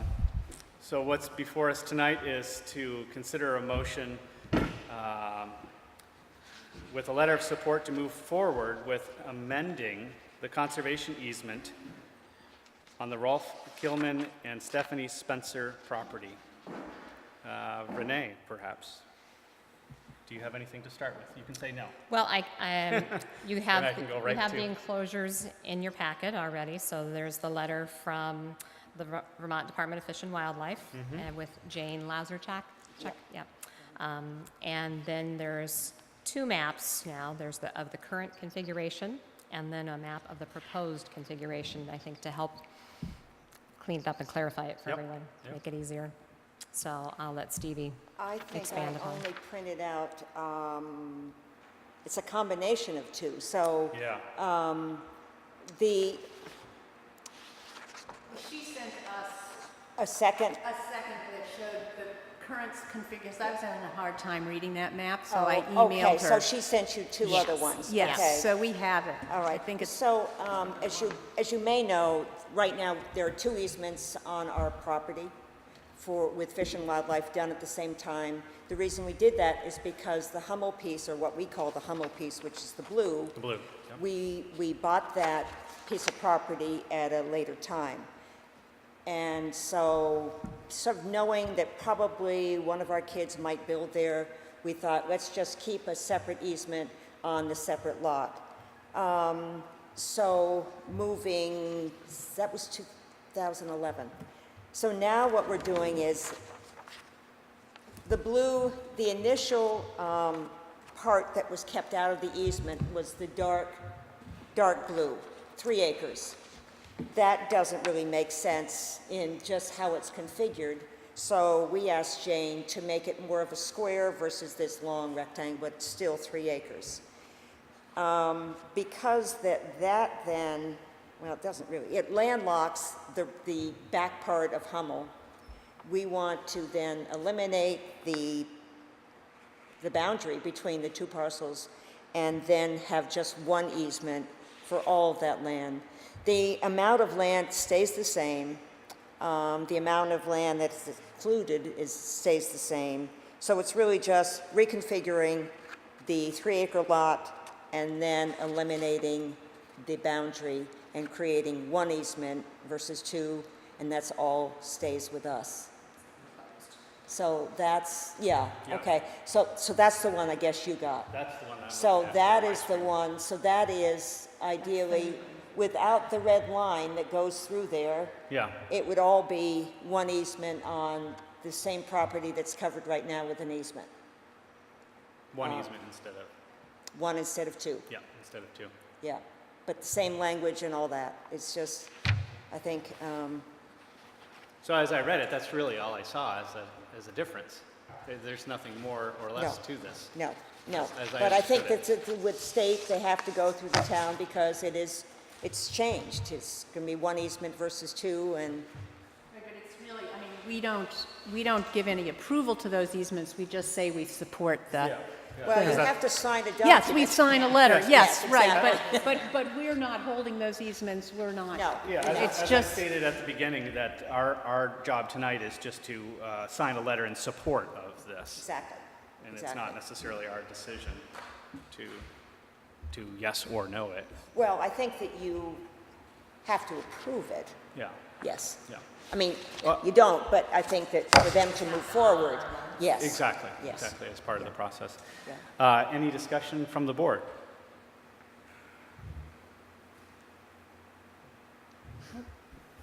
No?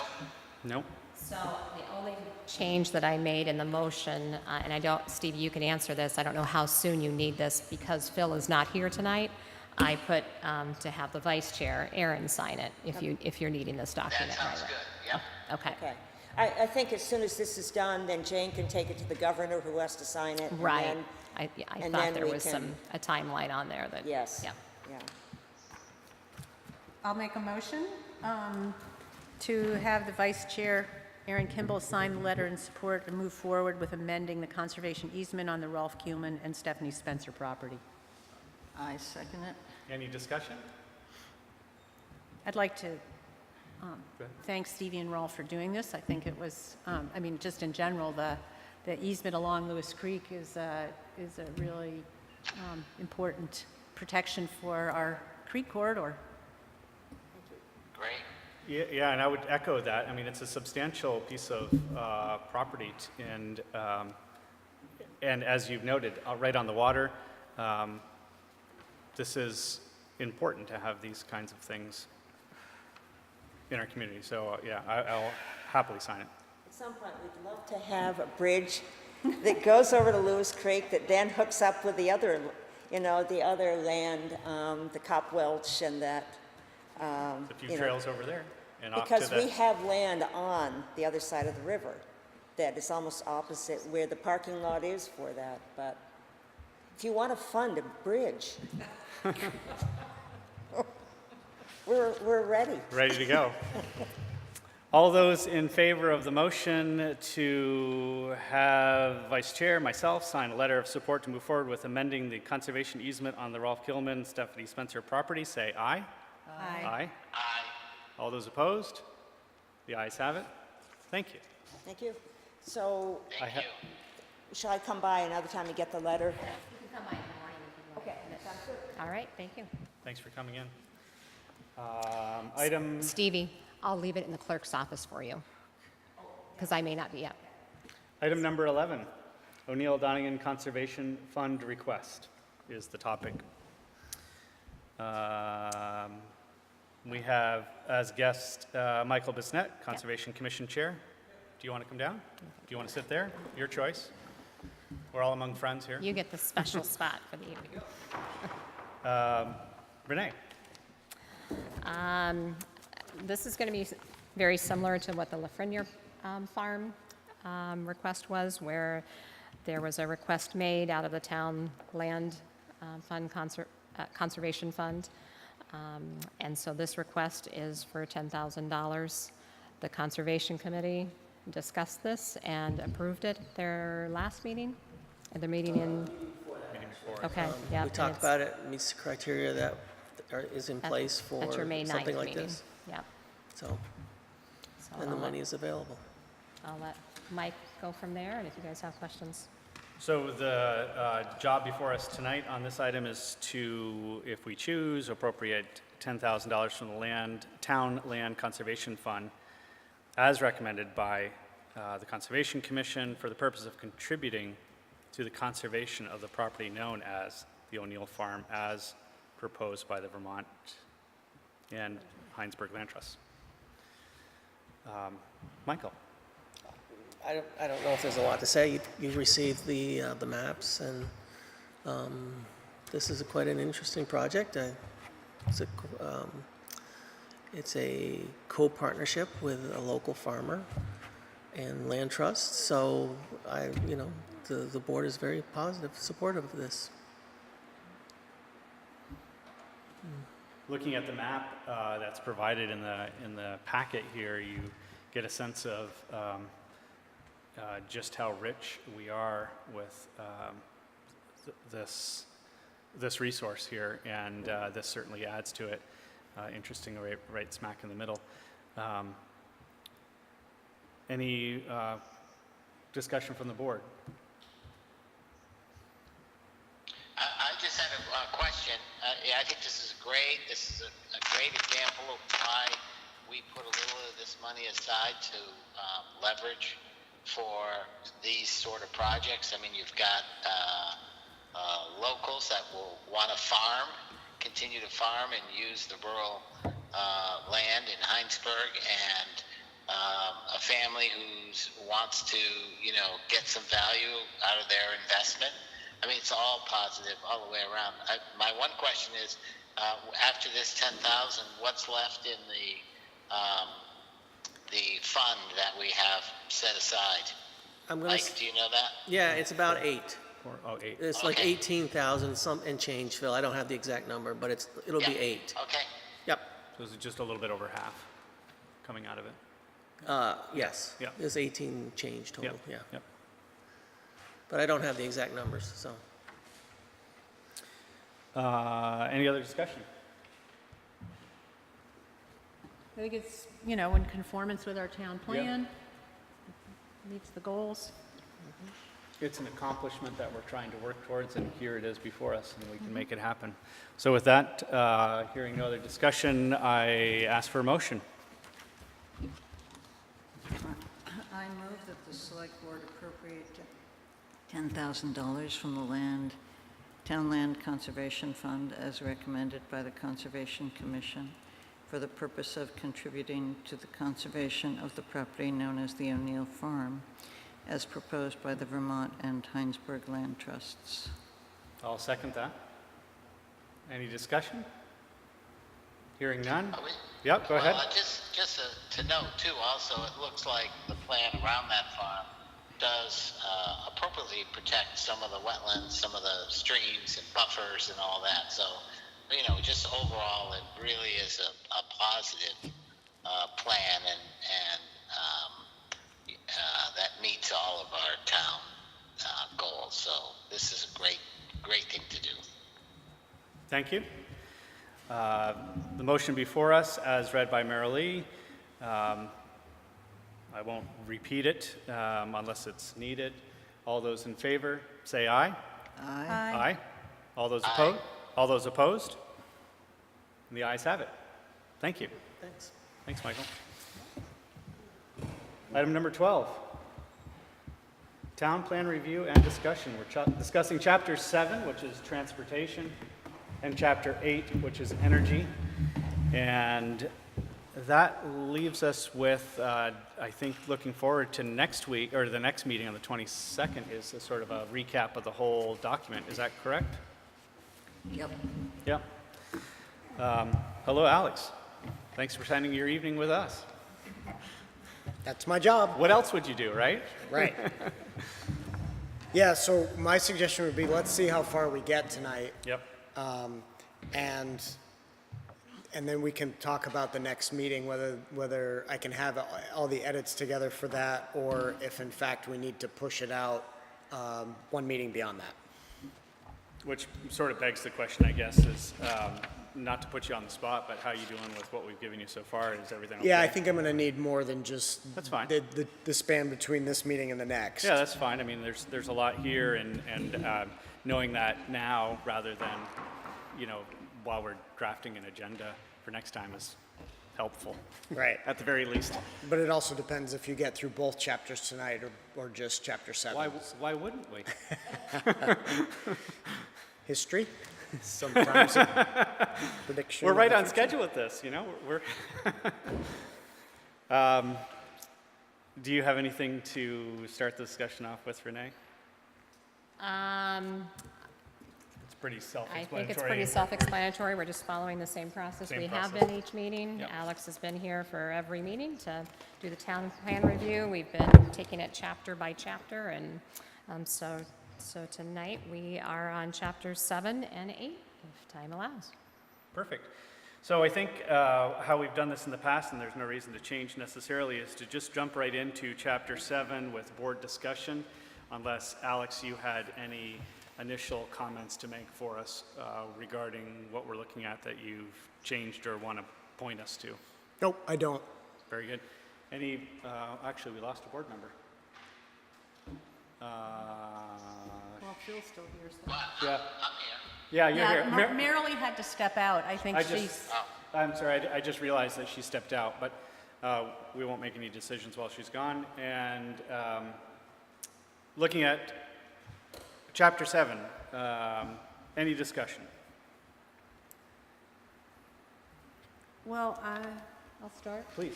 On page 89, goal 7.6, I was very happy to see that action 7.6.1, update the town road standards to improve differentiation between the different types of roads in the town and to allow for different widths, turning radiuses in an effort to minimize road impacts, stormwater runoff. I think that's really good. I guess I would like to see that as a high priority. And I think it's really important for all of those reasons. I think you know, the gravel that we use on our roads is a town resource. I think the opportunity for looking at the ability to do proper ditching within our current right-of-ways is something that we might look at. Anyway, I really like this idea that we're going to really try to differentiate between our roads, and you know, that our road standards are not just one size fits all. So in the implementation chapter, this particular action item is tagged to the select board as the Yes. lead committee or group. Yep. But it is tagged with a long-term time horizon, which means 5+ years. Yeah. I think that's in recognition of past efforts that have fizzled on this, and that it seems to be a complicated one, especially if we're going to differentiate, you know, potentially road by road or class of road. So would you be advocating that we shorten the time horizon to short or medium? Yeah, to short or medium, and that it may be a select board decision, you know, ultimately that we do this, but I think we could maybe have a little task force that could work on it, that could bring recommendations to the select board at public meetings. Right, that's what we attempted to do last time. Yeah. I think we had yourself, the road foreman, Peter Erb, Mike Weisel, who was the sort of a Right. consulting engineer for the town, and that effort didn't Right, pan so out. I think I'd like to see us try again anyway. Okay. At least put it in the town plan. So, Hi, Phil. Oh, I got to push speaker. Okay, you there? Yeah, Okay. thanks. so what's your preference, short or medium? I don't know, how do other people feel? Yeah, I think that it is a priority too, considering, and I didn't hear all the discussion, but the push on stormwater issues, and so I could support this. Yeah, I will note that we do have, I believe, other action items that deal specifically with the state stormwater permit for our municipal roads. This one is really dealing with road standards, of which the town has had numerous versions Yes. over the years. So I'm happy to switch it to short or medium. Just, there's a dose of realism and a dose of desire as to maybe which one is more likely in 1 to 2 years or 3 to 5 years getting this done. Isn't that the problem with all of our conversations with this document, though? Right. How much, what is that capacity for being able to do everything tomorrow? Well, even short says 1 to 2 years, so. Nevertheless, I mean, It's in municipal timeframe, that is tomorrow, yes. Yeah, I mean, I jest, but, these things always consume more time, and I mean, you make them priorities because you want them to be pushed above other things that are also on your plate. Yeah, and I think that's the question. with the general permit that we need to be getting for the town roads for stormwater, with the new town highway garage that's hopefully gonna be built, with the highway crew perennially understaffed, I do think we ought to have a dose of realism with regard to Mike's ability to participate, and I think we need him in Yeah. this conversation. Yeah, no, there's no question. So it might be, I might be advocating for more a medium term in terms of realism, but if you want to prioritize it and say short, that's fine too. It's your That's call. that's my point. It's not that I disagree with prioritizing this. It's being realistic about it, and and again, a priority is a priority. You put things where the important things to the top, ideally. Acknowledging that every time you say yes, you say no to something else. Go ahead. Well, I mean, I think we can, if we prioritize it as short, it's also something we can put in the budget, because we could hire a consultant to help us with this project. That's very true. And That's a I think good that point. that would be the way that we would address it and get it as a high priority, is putting it in the budget. And moving it forward, in consultation with either the select board or with a task force that can, answer questions and provide feedback to a consultant, and then it comes to the select board. But, Gets done. I mean, I think that's when things get done, is when we put money towards it. So I would advocate that we make it a short-term priority, and when we get ready for the budget, we remember this. Yes. Remind me the number here. It is 7.2. 7.6.1. Oh, I'm on the wrong page. 761. There it is. Okay, I can do Yep. that.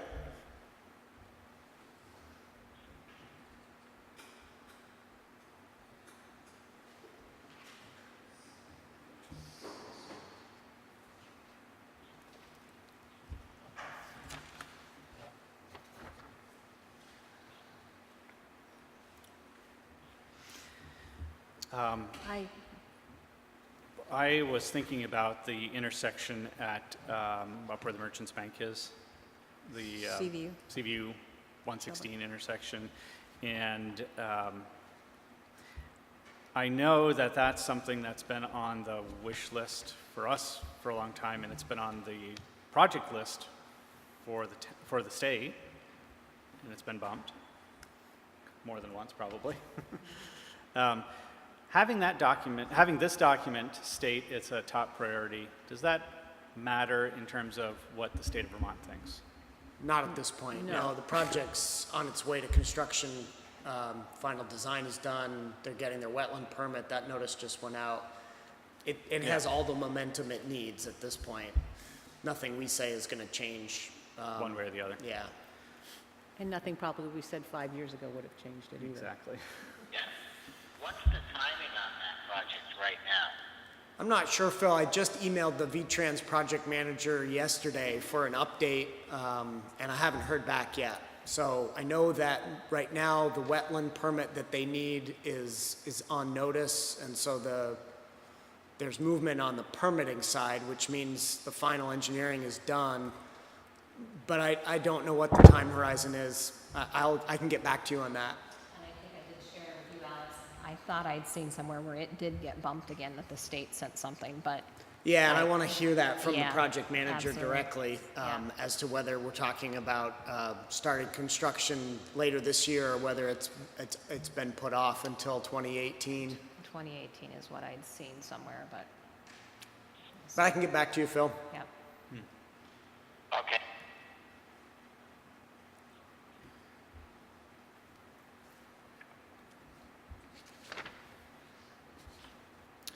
Go ahead. I had another one on 7.6.5. It says minimize speeding through speed enforcement and seek lower speed limits in densely settled areas.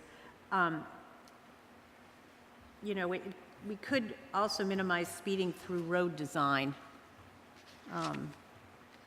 So I don't know whether it, That's a good idea. I mean, you can do that. Yeah. So maybe you might say, you know, include that as another way. right, I was just going to say, minimize speeding through speed enforcement and road design and seek lower speed limits in densely settled areas. Okay, I can add that.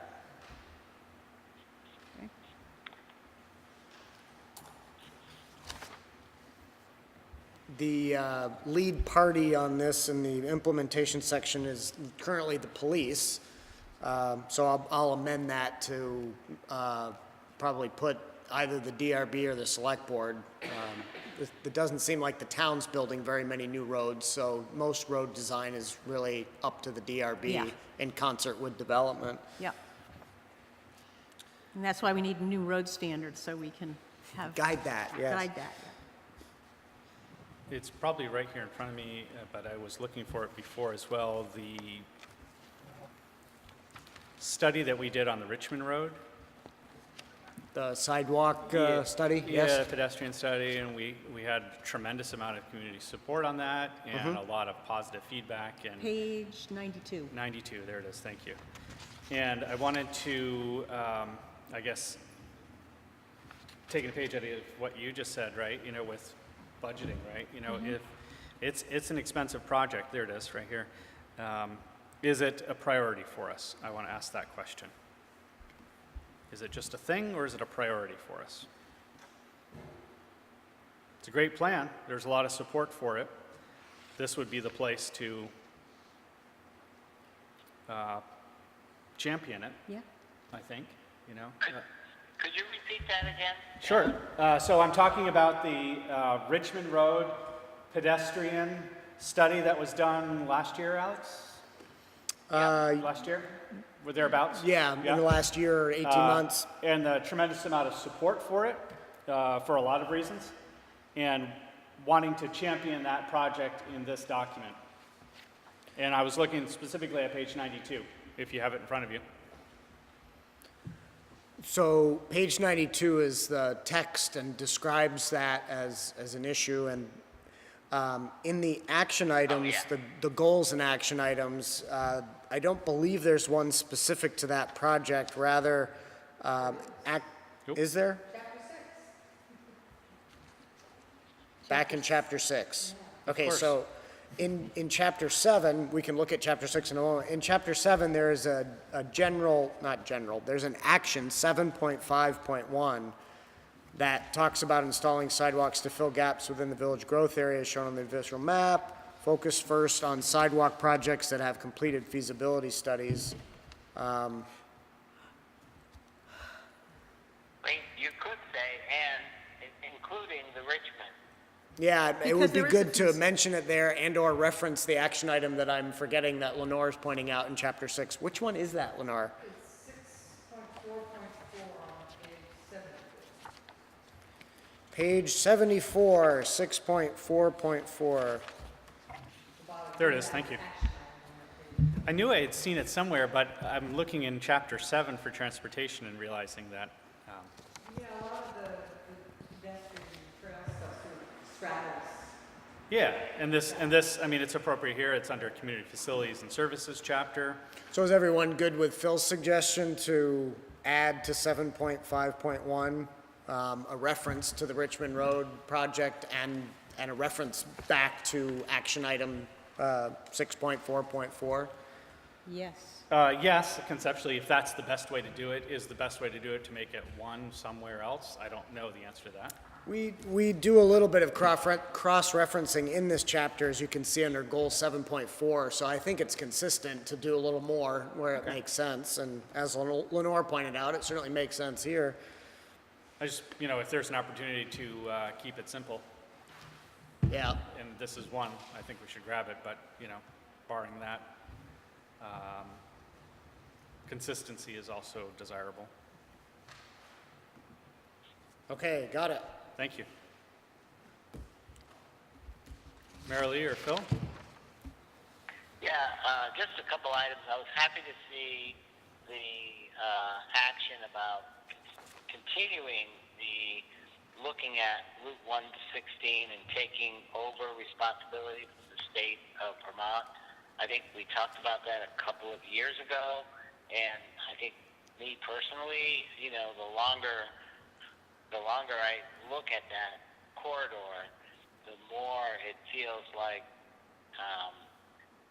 if we had more responsibility, we would have more direction on it, and we could make it more town-friendly, let's say. So I'm glad to see 7.6.2 there, and I'm also happy to see a discussion about working with CCTA and promoting public transit. So I think that in the long term, you know, 5, 10, 50 years from now, will be a critical thing to connect Hinesburg to surrounding towns, Burlington, and also for the businesses within Hinesburg. So those are good things to see. So I'm happy to see those. The other item, it did discuss a little bit about our activity associated with the fog lines, and I think recently we had a meeting where you know, it was discussed, and I know Frank Koss mentioned how much he thought, as far as safety goes, that's important. And you know, I see it mentioned in there, and I'm, you know, as a town policy, so that may be good enough. But I think, you know, it is something we want to continue to have as part of our policy, and it talks to the safe streets. I think that's the only place that it talks about the Safe Streets initiative. And I didn't know if maybe it could be focused a little more, but at least it's in there. So I'll let Alex talk to that. Thank you. And that was on page 90. Page 90. The public transit and ride sharing was on? No, the paved town roads and the fog lines. Oh, okay. But we don't have an action item about the fog lines and, Yeah. You know, No, I'm it's not just sure if there's recognized as something your that we policy in the want to text. okay. that we build on, we continue on, as part of the Safe Streets. Complete streets. Complete streets, yeah, thank you. It's just a talking point. Mm-hmm.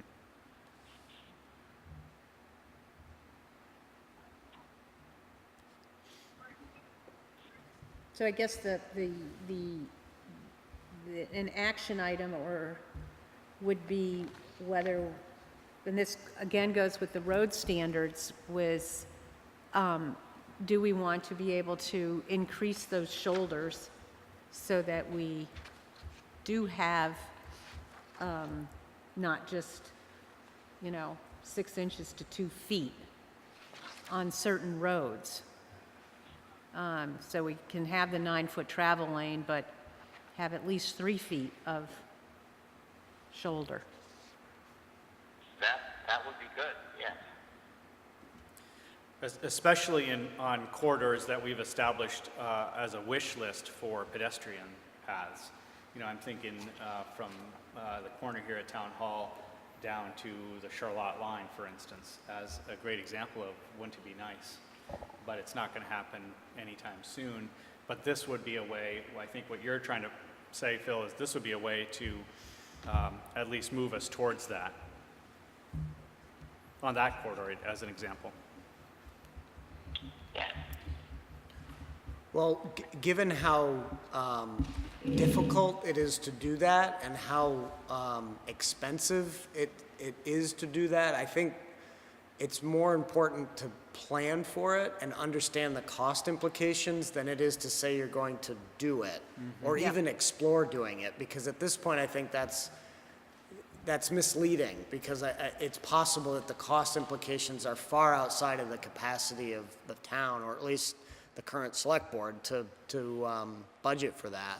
But I'm not convinced that we know what those costs are. So each year when the paving plan comes up, people like Lenore and others are here to say, hey, don't forget about complete streets. And I think often the answer is, well, it's too expensive. But until we actually know what it would cost to do a particular segment, it's hard to even talk about doing it. So maybe an action item could be to come up with a cost estimate for widening one significant segment as a test case. You know, what would that budget look like? And the question, of course, is there a general template that we can apply in terms of money towards it was this much for this amount of, for a mile worth of road? Is every mile different, and so it would cost different everywhere? Yeah, I'm or not is there a sure. certain standard that we can kind of think in our head that it's going to be X amount of dollars per foot or Maybe. something? I think every road is a little different, but to me, it's more of a, is it even in the realm of possible? So if the estimate for widening Charlotte Road, for example, from Route 116 to the town line is an extra $500,000, that's one thing. If it's $5 million, then we'll never do it, right? We just know that. So that's the kind of thing I'm interested in knowing more about, whether we can even talk about it or whether it's just pie in the sky forever. And that's absolutely the thing that we need to know. So should we make it be that an action item would be include a financial study on the next road paving project for either for our priority roads, Shelburne Road, Charlotte Road, so we remember to do that. Road, Yeah, I wonder if it might, because things are easily lost in the annual shuffle of work and budgeting, I wonder if it'd be better to have the action item say, hire a consultant to study the cost to widen Right. road X, Yeah. or one of the following Right. priority roads to better accommodate, bike and pedestrian traffic, or to better satisfy complete streets. Thinking that we probably need to do that. In the past, we hired Mike Weisel, who's no longer working for us, to look at Texas Hill Road, I think, and maybe one other road or segment of it. It'd be neat to hire Tyler here in town to do that along Charlotte Road or Shelburne Falls Road. But that's just my suggestion, rather than Yeah. having it be part of the annual budget Right, cycle, right. because then it puts Mike under the Right, gun but and it's, he's but going to it's, have a I hard think time. it's the following up what I said, is if we put money towards it, then Right. a budget item for a consultant, yeah. I don't know. Yeah. I was just going to comment that we have feasibility studies for Sorry. Richmond Road. I mean, I was, yeah, Richmond For Road. Richmond Road, yep. And it's not, that's talking about sidewalks now, but, Not just yeah, one. we have an estimate for a road. Yes. So there's a question of whether and how we budget for that. And the other comment I had was regarding the Charlotte Road, is that we have one significant easement along that road, and so maybe it's getting a little bit too much into the weeds for this discussion now, but it may be simpler to have an off-road, maybe cheaper and easier to have an off-road solution rather than widening the road. I don't know, Yeah. but I think, again, you're going to talk about a similar study to what was done on Richmond Road to evaluate those, unfortunately. So your point is perhaps partially we have some of this data already.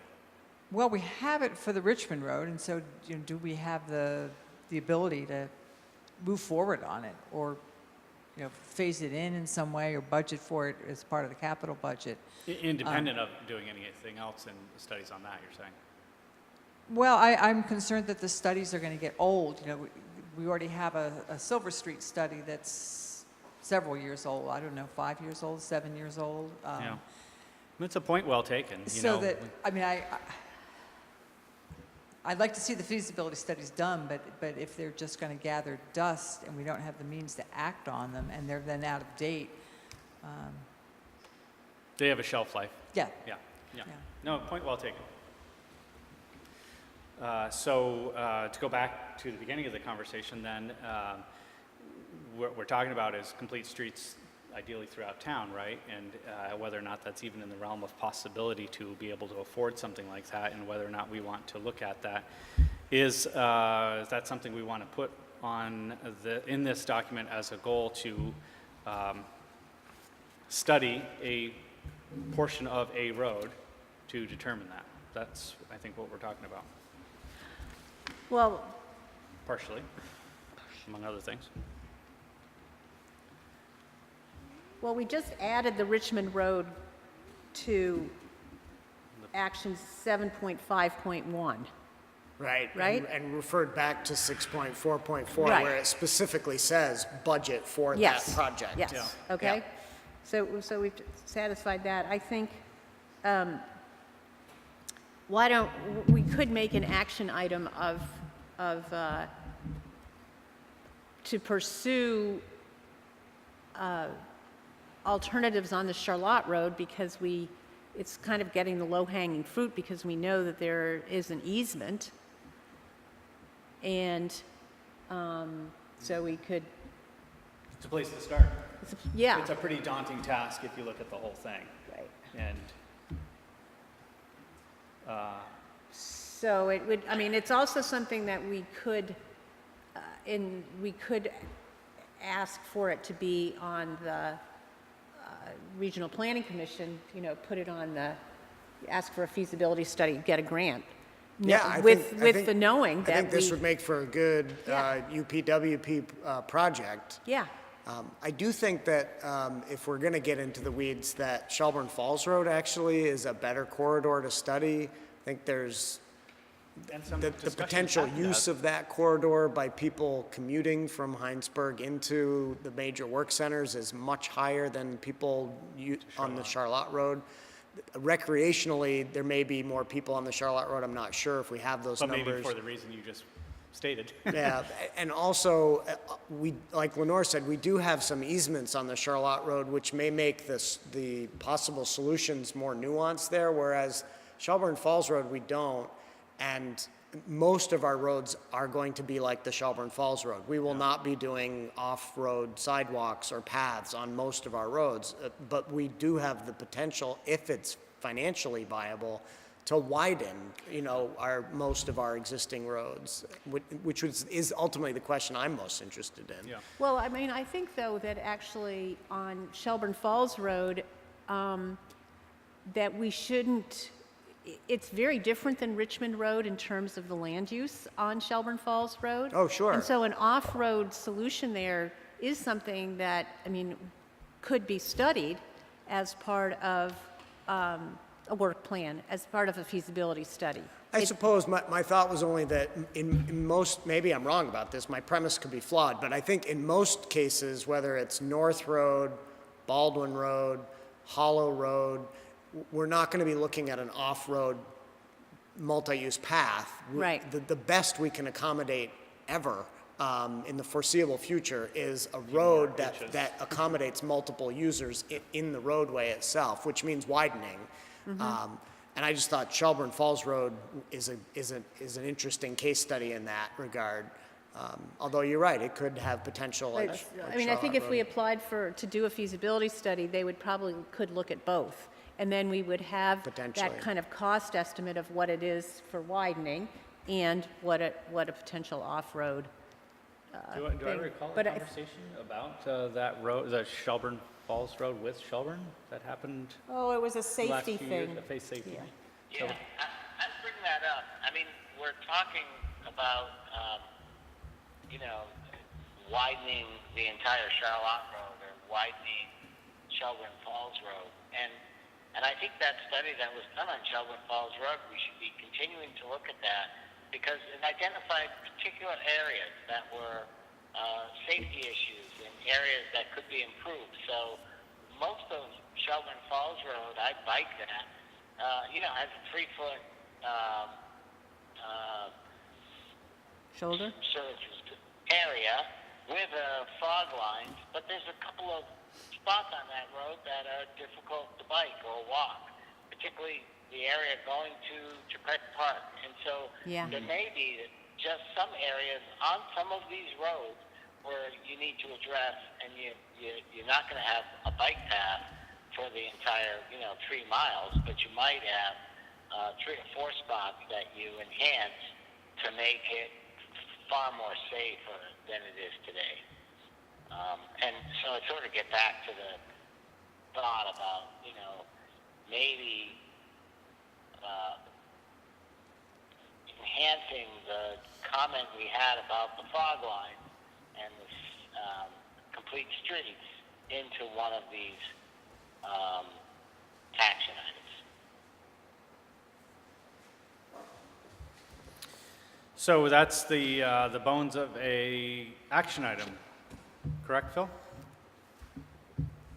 Yeah, I mean, if we choose to do that, it's mentioned a little bit in some of the text, but maybe it could be enhanced more in one of the actions, rather than Creating a new. coming up with the solution. We say we look at these roads, we continue the activity as far as the fog line, because we've heard from a few sources that these are very helpful, and we believe they are, and they're worth the investment. But that we also, look, whenever we address some of the streets, we look at improving the multi-use. I see you making a note there, Alex. Yeah, it sounds like I'll just draft something, and at one of your upcoming meetings, we'll be reviewing all these edits, and you'll have a chance to look at what I draft, and I'll try to capture what I heard, and you can keep me honest when we get to that. I think you have the sense of what we're talking about here. I would ask if there's anything else on 7, and if not, move to Chapter 8, Energy. Yes. Again, I know you're talking about Chapter 7, but looking back at Chapter 6, page 75. Let me go there. What is it, an action, I guess? 75, page 75. Page 75, action 6.4.5, the very first one at the top. Yeah. Is essentially what we're talking about. And Yes. I wrote in here, maybe this was my question, I don't know if it was an edit that was made, but fund through capital budget, question mark? Is what I wrote in there. That might have just been my... It's a good point, Lenore. I have notes about, in that section about checking the complete streets language. So I think we've touched on this in the last chapter as well.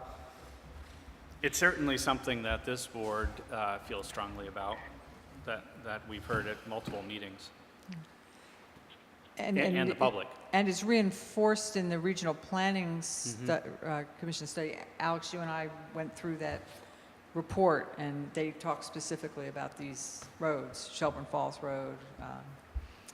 I don't know that they talk a lot about the Charlotte Road, but... Shelburne Falls Road, though, that was on the very first bike map that we did for Chittenden County. So anyway, I think we've talked about some of this in the previous chapter, and I guess we should make it consistent. I don't know if you want to be redundant, but somehow make it consistent. It's that idea of consistency and keeping it simple. I'll look at that. We've got the idea. Thank you, Lenore, and see about whether it makes more sense just to mention it and refer back to Chapter 6, or have it be a separate action item and cross-reference them. I had one more comment on page 91 where it talks about Stella Road. And it said it will allow southbound traffic headed for Charlotte Road to avoid Route 116. The thing is that it does, but the data doesn't show that it really has a substantial impact on traffic. So I don't know whether it's important to put that comment in there, not to give any people any false hopes that, So we have two bits of information or analysis on that, and the last scoping study yeah, seems to indicate that the biggest improvement in wait times and queuing comes from just completing the 116 CVU Road intersection and improving this Right. 116 Charlotte Road intersection. And that other interconnectivity will provide some improvements, but not as much. At the same time, Hannaford's traffic engineer said that when they did their analysis, that allowing traffic to get onto the Charlotte Road, southbound traffic on 116, through the addition of a right-hand turn lane in front of the town hall would significantly improve what is the worst Right. bottleneck in the system. And so it's a little Okay. contradictory. Well, then you and know so what I I would think say? I there's, would I think there's an suggest- acknowledgement that there would be some benefit, and we Okay. know what the route would be. That's why it's mentioned. right. So maybe there should be a footnote there of which traffic studies you're referencing. Well, again, all this says is that this is a corridor improvement that is planned, and that this improvement in particular will allow southbound traffic headed for Charlotte Road to avoid this intersection.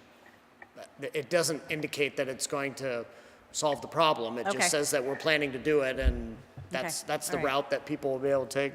Okay. I don't think we're misleading anyone to thinking that the problem will go away.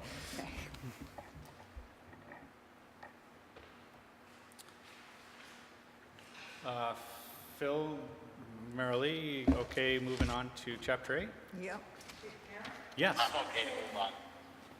Thank you, Phil. One more question from Lenore. Yeah, more of a comment. I don't want to beat this to death, but on page 87, goal 7.2, and within that action 7.2.3, it uses words like continue and remains, and the language kind of implies that the road conditions are acceptable right now for cyclists and bicyclists, for cyclists and pedestrians. And I don't really think they are. And I didn't come here with specific edits, but I guess I would encourage rewording some of that a little bit, like in 7.2.3. Lenore, are you suggesting just changing the word remains to is? Something, yeah, yeah. Because it's sort of implying that the status quo is okay, and I don't really think it is. So I don't have a specific suggestion on how to improve it, but I don't. Of course, that depends on the road, obviously. You know, CVU Road, there's a pretty good one to maintain there, and then you look at the Moncton Road, and it's quite the opposite. Yeah, I don't know that we were going to get into a list. Sure, but yeah. Anyway, it's an observation that I Yeah. think this paints a little bit rosier picture than exists. Words matter, you're saying.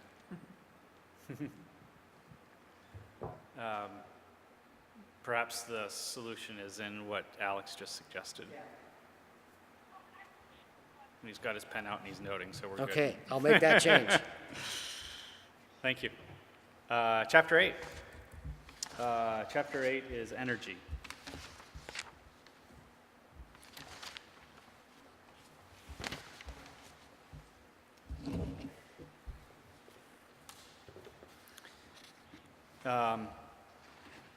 This is a great chapter for a lot of reasons, but one in particular, and I'm struggling now to find it, but we have these solar trackers that are out there in the field that are creating energy for us, for the town. Can you point me to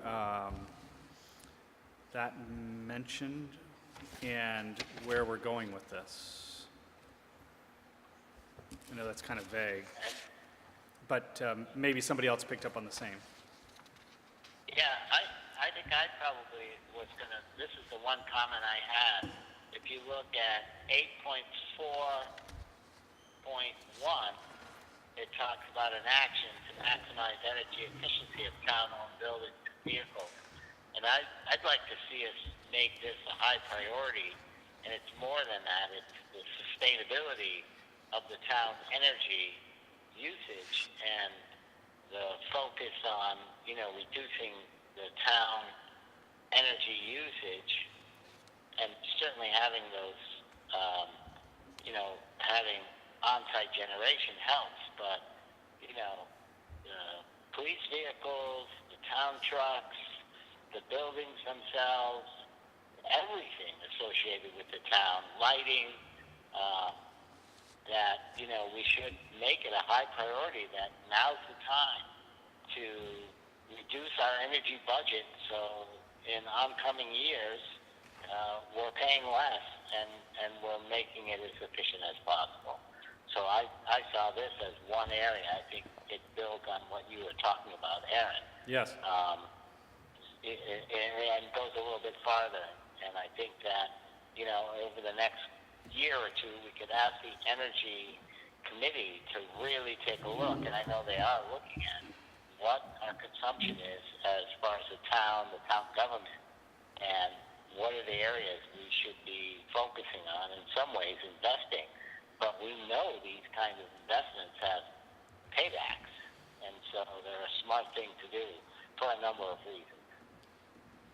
Yeah, I kind of got at that from the standpoint of 8.1.2, where it was used life cycle cost when evaluating energy-related town capital expenditures, and I wanted to be sure that we included vehicles in that as well. But I would say, so do we want to, what you're saying is that we want to put this on a high priority list? I think, and what you're talking about, that 8.1.2 is sort of the same thing. Right. But not just on new capital, but everything, all the capital we have. The argument for this would be, of course, that this is in line with what we as a town as a whole have already decided to invest our money in these solar tractors. And in go ahead. Yeah, that's a good point, in that, we had a big bond vote. It was a lot of money, and it passed 2-1. So that's telling us, the town supports this activity. And so does a lot of other people, but our town does. Correct. Yep. That's my point.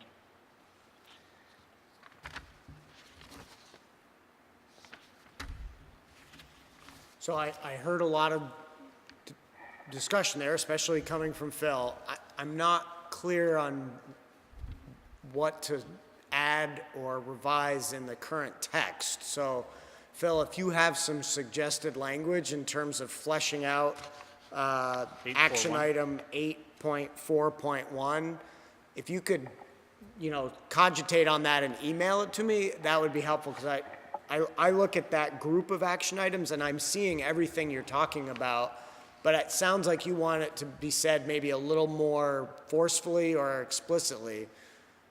Or making it a priority.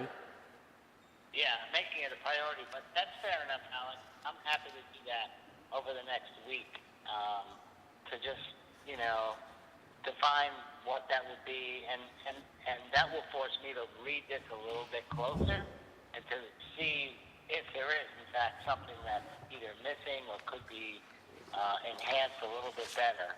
I'm happy to do that, so that's a fair request. That would be great. Andrea's point is a really good one. The Planning Commission, not just for tidiness and symmetry, but also level of importance, kind of wanted a high priority, top priority action item from each of the chapters, and the Energy Committee was unable to pick one. So I think They like them all. Exactly. Right. I think you just picked one. Yes. So if the rest of the board's in agreement, I'll add that to the top priority It's interesting list. you mention that, because I'm going through this chapter even previously, and I didn't see, and I was wondering if that was an omission, intentional or otherwise. No, it There's was. my explanation.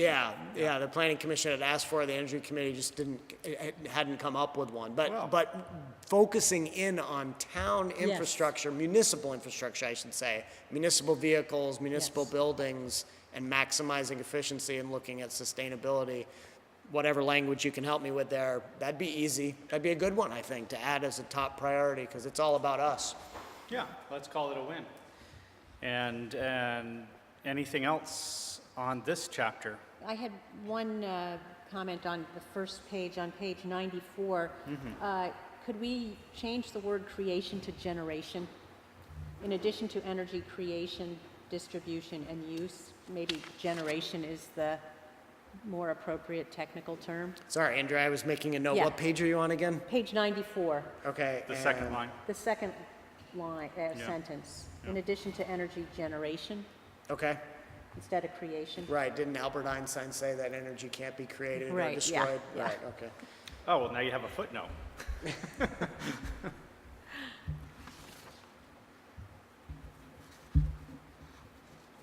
Anything else for you, Marilee? There was something, just a question.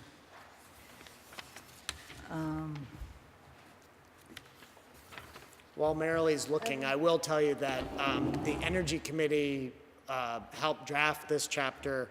It was edited by the Planning Commission. There were some language in this chapter, including some action items that were, that came off as being thou shalt, Yes. and the Planning Commission felt like those needed to be tempered a bit.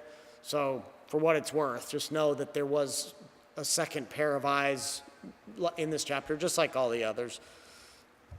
So on page 98, there are lots of places that I could have asked this question, but I just wondered, these guidelines, 90% of our energy needs be from renewable energy sources by 2050, and all new residences will be net zero by 2030. Does that apply to the Norris property and the village growth area, the haystack plan? Are they held to that standard? I'm not sure that any specific home would be held to that standard. But it really depends on when they get built and what the state minimum standards are at the time that they are built. So these are statewide goals, and the residential building energy standards we're assuming that those are going to be ratcheted up by the state as we go forward to compel new development to meet those standards. So it really just depends on when they're built and whether the state follows through with them, or the town. We could make stricter. Yeah. But remember, these requirements, and especially the overall goal of 90% by 2050, has a lot more to do with what we have today than what we're building tomorrow. We will always have a lot more housing stock existing than we will have new by 2050. And how we're going to bring all of that existing housing stock up in terms of efficiency is a huge challenge. How we're all going to get out of our fossil fuel burning cars is a huge challenge. So there definitely are question marks about how we're going to achieve all this stuff. And some of them we can influence with local regulations, and others are going to be, state, federal, market forces. In other words, we have no town regulations requiring renewable energy. We have and very net zero. little. I think this language in this plan is pretty forward-thinking on that front, that you could then base an ordinance and/or a regulation on the vision expressed here, and you'd have a basis to do so, based on the town saying, we embrace the state's goals and we think we need to take action to get there. Good, okay. And as a footnote to that, this is new in the town plan this year, correct? Yes. Yeah, so this is new frontier that we're... New language. We've had an energy chapter before, but this was completely rewritten by the Energy Committee. Yeah, so that's I guess that's my point. Yep. Yes? 8.5.2 on page 96. Considering that schools are our largest employer and our biggest parking lots, and impervious surfaces. It seems like electric charging stations at the schools. We should just mention that and somehow make them aware of our town plan. Maybe, They're going to be everywhere sooner than later. I mean, they're already showing up. charging stations? Yeah, these charging stations, you Right. turn another corner, so Right. But I mean, it makes you know, sense. if we can, Yeah. I mean, I think there's a certain Be a amount of good things it'd be a good that demonstration we should share project, yeah, our town absolutely. plan with the new school district and, in a sense, about stormwater, about energy, and not when they come in for a permit a very good at point.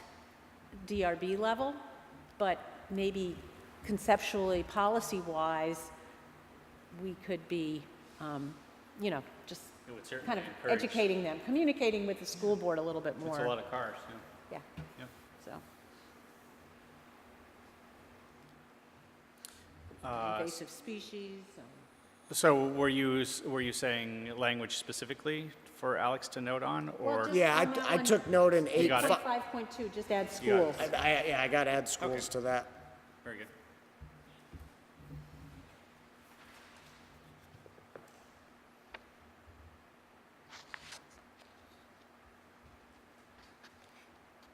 And then for the Energy Committee, 8.8.4, participate in public review process of new utility facilities. And I would say, this kind of goes back to the other one, and town municipal buildings. Yeah, I would agree. They're already actively involved in the new building we're building in that conversation. No? No. With the town garage? Not so much. Not so much. But Not this yet. would help that. But yeah. yeah, I would imagine they are thinking about it. they are thinking about it, yeah. Yeah. Yeah. That was my understanding. Okay, so in 884, add, and municipal facilities? Yeah. Okay. That action, I'm happy to do that. This action item was really geared know about- towards participation in the public service board Right. process, which is a Right. different beast, but it can still be added. Right. Maybe you should say, public service, whatever. I don't know.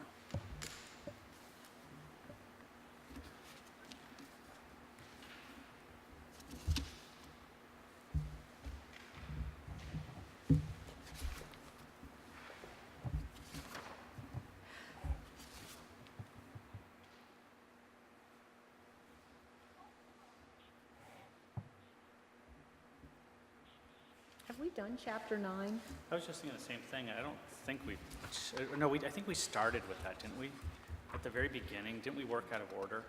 You did. Initially? You did, yep. Yeah. My recollection is that we swept up chapter 9 in that initial Yeah. batch. There's not a whole lot to it. So So don't say that to the person who wrote it. my, Somebody's still awake. what I'm implying is that the text of it is only a page and a quarter long. It's a great page and a quarter. That's what I'm Don't saying. mistake me. Could but- use another page, maybe. No, we've talked about it. Yeah. I imagine we'll hit on it again. Anything else under energy? Phil, are you still there? Phil? No, I'm good. Okay, good, thank you. I just didn't hear from you. I wasn't sure if you were still there. Thanks. Any comments from the public?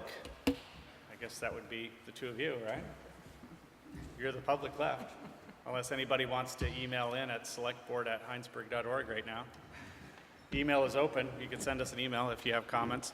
We'll be talking about this again at our next meeting on the 22nd. Well, so that, and And that was the caveat. if you're done with chapter 8, Yeah. if we could just chat about your schedule for the rest of the summer and talk about that Actually, some. you did mention that at the beginning. So let's talk about that. Okay, so your next meeting is on June 22nd, 2 weeks from tonight. I don't think I'm going to be ready. I think with training our new zoning administrator and You already mentioned that to me, yeah. Thank some you. other items that need some attention, I think I need more time than that to have this prepared for you, to review all the changes you've asked for. Yes. So I'd like to request that you push that to the next meeting. Are you meeting on July 6th? Is that Yes. the? I have it on my schedule, yeah. So the week of the 4th is there'll be people here, okay. Yep. So if we could shoot for that on July 6th, that would be my preference. So are you not meeting the 22nd at all? Because that was the only thing we were going to have for the 22nd, so I'm just trying to, Oh, really? yes, yeah. Oh. Yep. No, we wouldn't need to discuss this, the changes would be in process. Okay. Okay. Yeah, I thought the 22nd was just one of your regular meetings in No, June. we just did one regular meeting for June, Oh, yeah, to accommodate schedules. right. Yeah, so that would give you a meeting off. Well, we might have, I mean, We'll It have dep- something. It depends. I mean, Yeah. we we may might want to want to not talk about the highway garage. We'll have leave it as a something. placeholder. Yeah. I won't necessarily What's be that? able to attend. I mean, that was Oh, okay, right. trying to Yeah. make it so I'll Yep, have a lot yep, of company here, but it's possible we may need to hold that 22nd for some other purposes. So just so you're not surprised, originally we had hoped to go to a public hearing before school let out or shortly about that time before people went vacationing, and we've already blown that.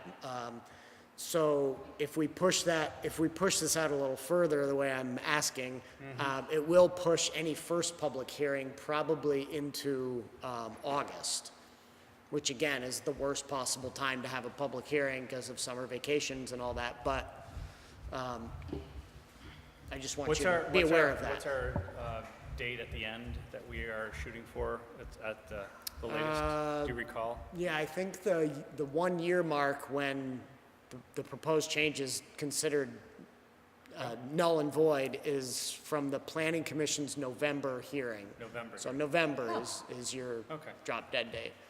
Yeah, so Not that we should go to that, but it's nice to, But we could have a public hearing in September. Yeah. you have to have two, so. Right, and you- do they you- have to be 45 days apart or something? No, they don't. Okay. You just have to have two. Okay. So you could put it off. Initially, I was advocating that we hurry this up because I think that most of the public input that has already been given through the planning commission function, and you're doing sort of tidy up work. I'm not sure that the public is going to rise up and have a whole lot new to say, but you're absolutely right. We could do it in September, when people are back into their regular schedules. In any case, if it's all right to push this discussion to the 6th of July, that's what I would recommend. I'm okay with it. Phil? I'm okay. Yep. Marilee? Yeah, works okay for Yeah. me. Okay? Renee? Sounds good. Is that what you'll look to attend? There we go.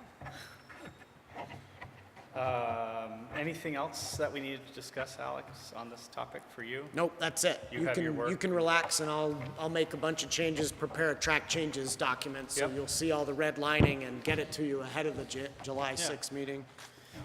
I'm not sure that you'll be able to get through it all in one meeting, but I do want to walk through, page by page, so you can see Yeah. what changes were made, make sure they're okay, argue about them if you still need to do that. Okay.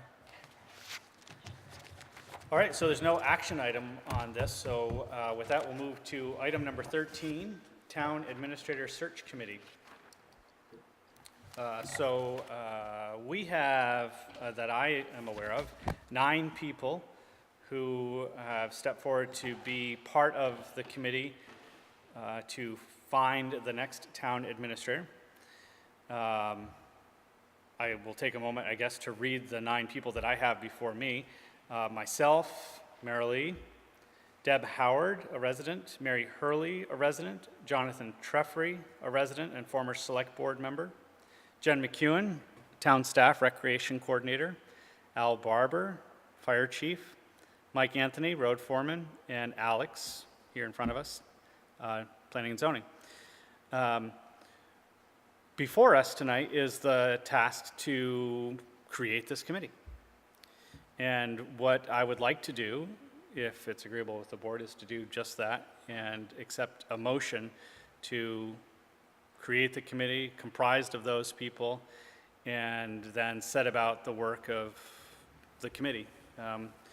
We have an application process that is open through the 23rd, I think it is, is that correct? I'm going to the website right now to look, but I think it's the 23rd of June. That was our date. If we wanted to change it, we could, I suppose, but that's what we have right now set up for the rules.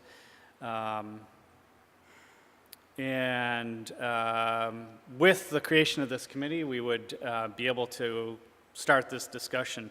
I have in my mind a little bit how this might go, but that would be just me, one of 9 of us. I'm eager to start the conversation I'm eager to start the work, basically, of getting this conversation going and whatever it is we decide with this, of getting there. Any discussion before I guess a motion, if there's a motion to be made?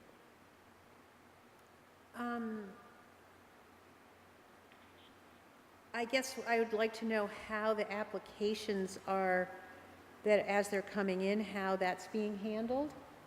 And at that first meeting, I guess the committee would maybe set some ground rules and of how they're going to, how they're going to go, because I would think that town staff are important to be considered. Input on the committee is vital, but I also think it's important that we have a broad cross-section of, I think this is a cross-section of staff, but understand what role staff has in the in the whole process. So I hope that that's something that the committee would consider at the first meeting, is what the different roles are of on the committee, and how that would work. That's just my own input, and that we recognize the confidentiality of the process. Very important. So. Phil, anything to add? Yeah, sure. Having done this 3 years ago, I would expect together. I think this is a good broad base. I think 9 people, that's sort of a lot, but if I remember the last time, not everybody was able to participate in every meeting, so we did break up some of the duties. Some smaller groups were reviewing people. I think we had a good recommendation this time around to have a slightly smaller group who does, if the process includes Skyping, a smaller group to Skype. So I think, just like Andrea is saying, that first meeting, you come up with a chair, you come up with a schedule and a list of the duties, you decide who's taking what responsibilities and agree with that. And then, you should be able to provide the select board and the town, here's sort of how we're breaking down some of these duties, here's a rough schedule on how things would go. It'd be good to get an update of how many applicants we have, and maybe a brief description of them, not necessarily names or anything like that, but we've got 12 or 20 applicants, 5 in-state, 5 out-of-state, whatever it is. Mm-hmm. So I think the base of the committee looks great. That first meeting will be a challenge to sort of come up with a schedule, come up with the duties, and to sort of start laying out the plan and selecting a chair. And I think, ideally, if it could be a select board member, that's great. But if not, somebody with some good experience in this process. I think it's looking great so far. Yeah, I was a part of that committee that you chaired last time around, and what you're describing, I remember step for step how we went through that. And I thought it did work really well in that everybody who was able to participate on the level that they were able to participate at was able to contribute. Some people were able to be there in person, some weren't, some made the meeting, some not, some were able to do legwork that others weren't. So I agree that establishing that and those roles and the work with the timeline is going to be key to the success of this committee moving forward with its work.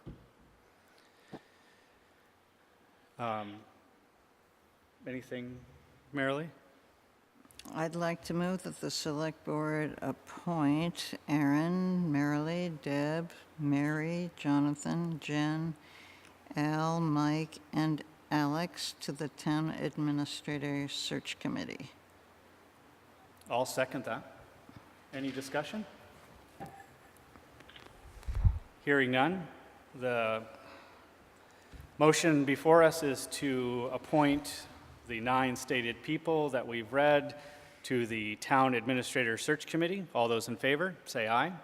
Aye. Opposed? Aye. That was 4 in favor, none opposed. Thank you. Next step, oh, go ahead. So Yeah, on, I'd just like to say thank you for everybody who's come forward to do this really important work. Thank you to the select board members who are, volunteering to take on this task, and we wish you the best of luck and whatever help the select board needs to provide during this process, we certainly will do, because this, could be the most important thing we do this year. So good luck, and whatever help you might need. Thank you for stepping forward. Thank you. Andrew? I have a doodle, whatever you call it. It's one of those things that people... Yes. So if I'm feeling better tomorrow, I hope to talk to Renee and get people's email addresses and send it out to them so that we can set up our first meeting. That was what I was going to say, is the first order of business is to contact each one of these people, of which I can do. Okay. Yeah. Is to contact each one of these people, let them know of the actions tonight, and to give them further instructions, of which that would be part of that, is to establish a meeting date. So hold off on sending out a doodle poll just yet, but that is probably what we're going to end up doing, something like that, because that's sort of the group way to get that task done pretty quickly. And then once we have that initial date set for our meeting, then we can go through our list of how we're going to set ourselves up and get to work. You had a comment or question? yeah, I guess I was going to say, just ask, are you going to set everything up before you actually start looking at applications and stuff at the meeting, so that you wouldn't? Yes. That was my intent. Okay, yeah. So we have received applications, and they are sitting, they're being collected, by myself. And and here's another point, I guess, to make, is that the email address that they're being emailed to was initially announced as one address. It's now jobs@hinesburg.org. So all applicants are electronically filing their applications to jobs@hinesburg.org. But you're the only one who has access to it? Myself and Phil, have I shared that with you yet, Phil? Yes, you did. Yeah. And Okay. Marilee if I needed to, but essentially. Right. Yeah. I just Yeah. want to be... It's separate and compartmentalized. Okay. Yep. It's worth noting that was something we did pretty much right off. Yep. Good. Unless there's anything else to be said on that, I think we have done what we needed to do. Is that correct?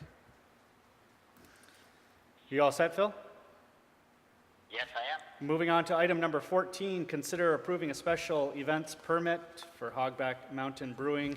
And this is an item that we need to go into the Liquor Board of Control. It can be as a liquor board. So you make a motion to become the Board of Liquor Control. I'll second the motion. And before you start on that, You saw the two applications that we have for the liquor control.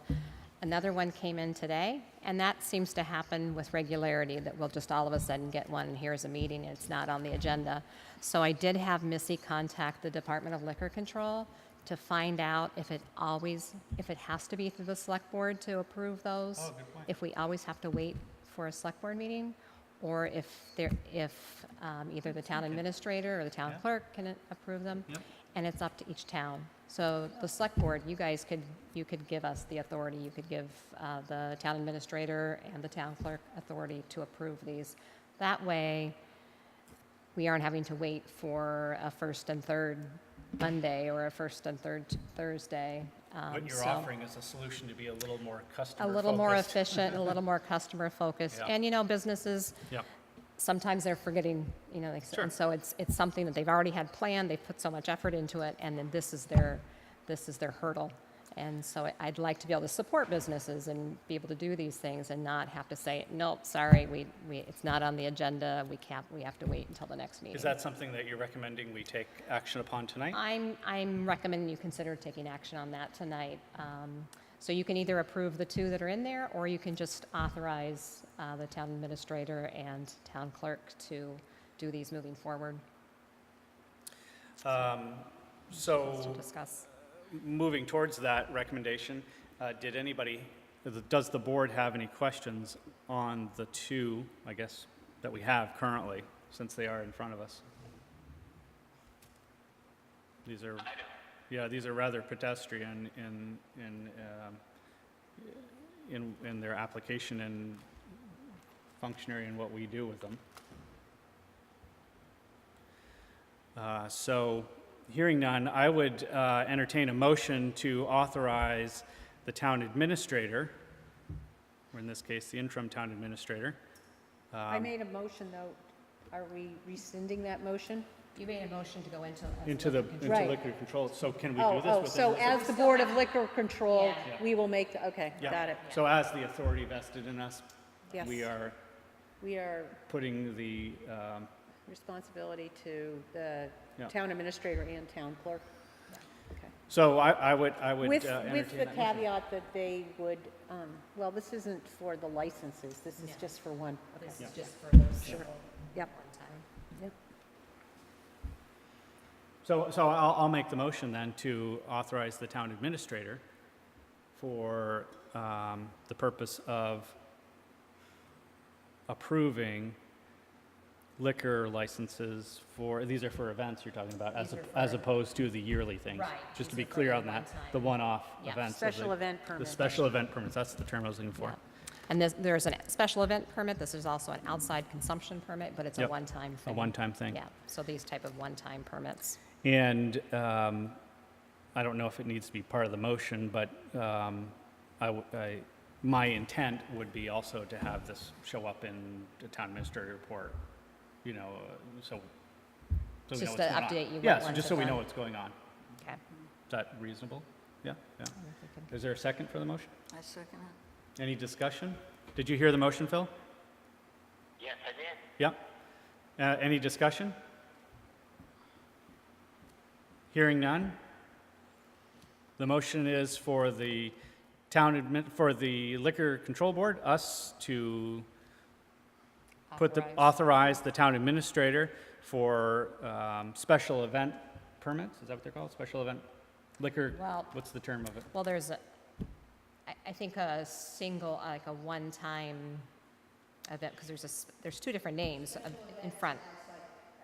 Consumption. Special events and outside consumptions. That's the motion. Is that clear for everybody? Just so we're good. All those in favor, say aye. Before you Whoop, finish whoop. this off, do you want just the town administrator, or do you want town administrator and town clerk in the event that Right, I think. one getting of us both isn't them, there? Yeah. Okay, I'll make that amendment. Town administrator and/or town clerk, as opposed to and/or Right. town clerk. And you got that, Phil, and/or town clerk? Yes. Okay. Yep. All those in favor, say aye. Aye. Aye. Opposed? Aye. The ayes have it, 4-0. And then with that, I guess you'll have your first to do. with these two. Oh, yes. Or three. Or three? Three. Yep, three. So we would want, or do we have anything else in Liquor Control Board to do? Those are just the three that we have right now, so I think, So I'd I make- think that's taking care of it moving forward. It just seems like a more efficient thing. We're able to accommodate businesses and, So a motion to come I'll out make a of, motion to adjourn as the Board of Liquor Control. second the motion. Any discussion? All those in favor, say aye. Aye. Aye. Opposed? The ayes have it, 4-0. Item number 15, consider approving, oh, nope, that was, we just did We that. Yep. skipped, That was 1450. We did, town administrator was 13, consider approving special events was 14, consider approving special event was 15. So we did both of those. 16, town administrator report. Everybody with me? Yeah. all right. And I was trying to quickly put that part together for this. So there's several things that we can discuss. I can do it in the order I have listed here. The floor is yours. All right. So the first thing I, get to the right page, the first thing I had listed was talking about I was going to have a draft of the water wastewater budget. I've been working with Trevor on that. There's a couple of items that are still outstanding that he'd like to get some questions answered before we give you a final thing on that. We do need to check to see if we actually have to have something approved prior to July 1, or if we can move into that. So it's possible we could just do a 1 month, one of the first of 12 months budget, and approve that. So that's what I was talking about, is possibly using the June 22nd as a placeholder and not removing that meeting in the event we need to do that. So we can check into that. It was unfortunate, the timing of having Yeah. Eric be Yeah. away too, so that I'm assuming that's leads just a into it. timing thing, so you can get this done. Right. Because it sounds like it might be creating more work a Right, little bit. yes, which yep. is not So intentional, it's a but look- that's right, how but it's just got it. the circumstances, so. Yeah, okay. So I just want to get those questions answered before we move forward either way, if it's just. So I imagine you can get that answered and get Yep. back to us, and we might be meeting on the 20th. Yeah, so Okay. I'll have that in advance of that. Thank you. And the other items are sort of related. So the allocation committee, which you guys had formed that committee, I think that also, there's a couple of reasons why we might want to delay the start into July. One, Eric's away, Eric's away. and he really is an important part of the technical piece on that committee. And also, we have this unidentified, which is another one of the items I was going to talk about, is this significant water leak issue that we have right now. And so we've been actively out there trying to identify it. and it wasn't the one on the corner of Commerce. It wasn't, unfortunately, it wasn't the one. They needed some time to determine that, but it soon, that helped, but it certainly wasn't the bigger issue. So we have consultants that have been out here working with John yesterday and it's Tuesday, they have some more sensitive equipment, trying to listen to different areas around the system. And yesterday, they identified a little bit and heard some sound and noise, so now they're narrowing in on some other locations, but it's hard to say. It's even possible it's a series of a lot smaller leaks, which would really be... Lucky us. Not so much lucky us, because then, unless that's a sarcasm. Absolutely. Okay, sarcasm detected. So then that would be even more time consuming. It would be great to find the one big thing. It'd be great to find it sooner than later. Is there a way of having us all shut off our water or something? I guess that's what they do, right? Yeah, They basically, they shut it off in sections. Different sections. Isolate parts of the system. yeah. and- Yep, and so that's what they've been looking at and trying to figure out what areas they could shut off, and then they have to see what that does to the levels, and so it's quite a process. We went through this when it ended up being at Thistle Hill, and the water was just going down into the bedrock, and so there wasn't a way of, so we're hoping that we just come upon it soon, but until that happens, right now, we don't have any additional allocation. So to let me offer, draw so the this is obvious not line here. We have a water leak and we don't know where it is, and Eric has gone. Erica's gone. It's still moving forward. We still Okay. have the process at hand. Rocky's also being part of the conversation and consultant. He's offered has to knowledge of the help out. system, He and has that's knowledge of the great. That's system. great to hear. We've got the plans. John had the whole map of the plans in front of me, so we were looking through the maps, Mm-hmm. trying to figure out, where. We also want to find out where those valves are. Oh, the See if we Kennedy can valves, identify how many Kennedy valves we still have under.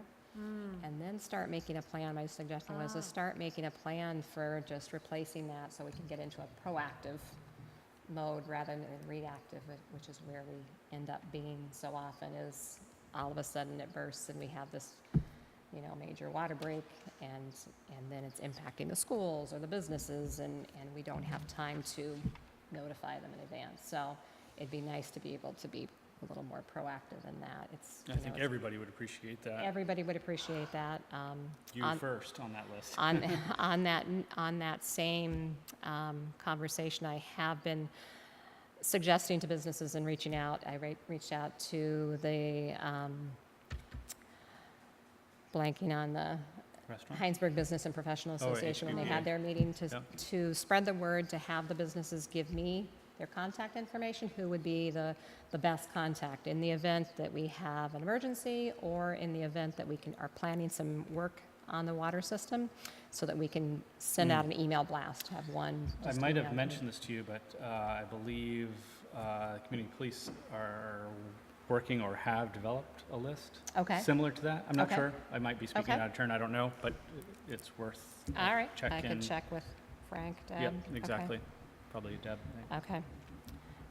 So ideally, that would be a great way of communicating with the local businesses especially the local businesses on the system and the schools, so that they could get a heads up in advance of work that's being done, that even though we may think it's going to only be isolated to a specific area, we can give a heads up to the entire group and say, here, we're planning work on, the 21st of June. Hey, we're hoping, we're anticipating it's only going to be this area, but please plan accordingly in the event they have a backup plan.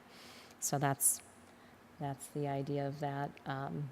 So I'm just waiting to get emails from people. The Hinesburg Business and Professional Association did give me their book that they generated with all of this, so I have that. But I'd like some of those contacts change over time, so I'd like to make sure we're updated with the most recent Perhaps ones. somebody's listening now or will Yes, watch this so that would love to contact If you are Renee. listening right now, please send those contact information to rmarshall@hinesburg.org. Yeah, or stop by. Or stop by. Yeah, thank you. So that is for that part. The paving bids, those came through. I think had that in your packet. It was all good news. The low bid I saw that. allows us to do the paving plan as we proposed in May. So that is good. And paving's anticipated to begin around mid to late August. August, yeah. Yep. We just talked about the. Is it worth mentioning real quickly what we're going to be paving in case somebody's wondering? You have the list in front of you? Certainly. Yep, so the list here says paving plan for fiscal year 18 is Hinesburg Hollow Road, the entire section. CVU Road, a half-mile section, which is basically the entire road yeah. there. Tyler Bridge Road, quarter-mile section, Which is the entire Hinesburg which is section. the entire Hinesburg portion. And then Mechanicsville Road from Route 116 intersection to about Commerce Street intersection is what's on the list in front of me. Is that Yep. what you know it as too? Yep. So that is the paving plan and the good news in there. The next thing I just added as a note to myself, I don't know if you guys were copied on this, but the Hannaford appeal. No. Did you guys get that? Okay, No. so the group, there was an appeal to, let's see. Actually, you have glasses, so you can read this, but on a certain part of the decision, I haven't. Read it out loud. I think you're gonna find more information in let's see.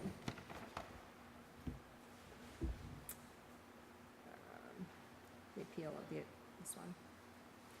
So it's an appeal to the Environmental Division of the Superior Court, the authorization to discharge under general permit such under issued to Commerce Street Associates, et cetera, and then withdrawn and reissued on that date.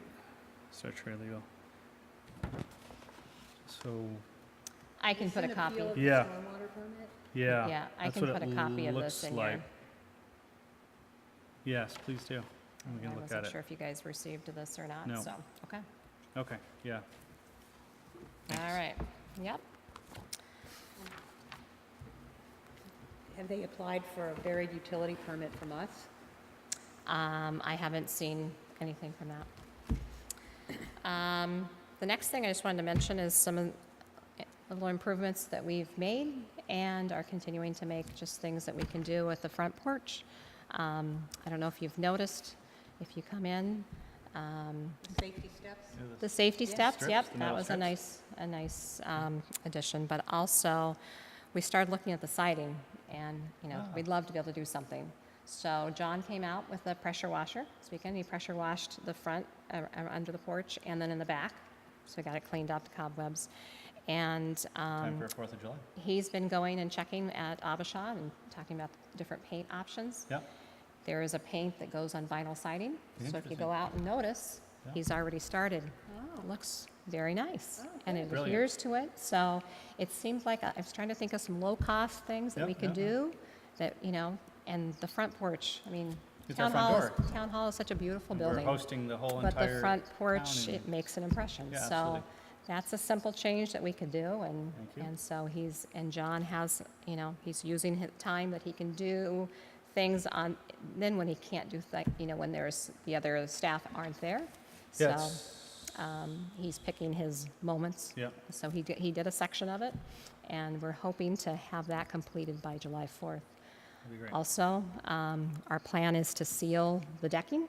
So he's pressure washed the decking and going to Also come out and front, you're seal it. talking Yep, about? just a clear sealant to Good. seal that. And then we're going to touch up the railings with a white paint, Mm-hmm. you know, and make that look nicer. And the benches that were there, Yep. he's going to fix those up so they're really wobbly right now. And then I'm going to have him paint them green like the trim. Yeah. And they'll have that.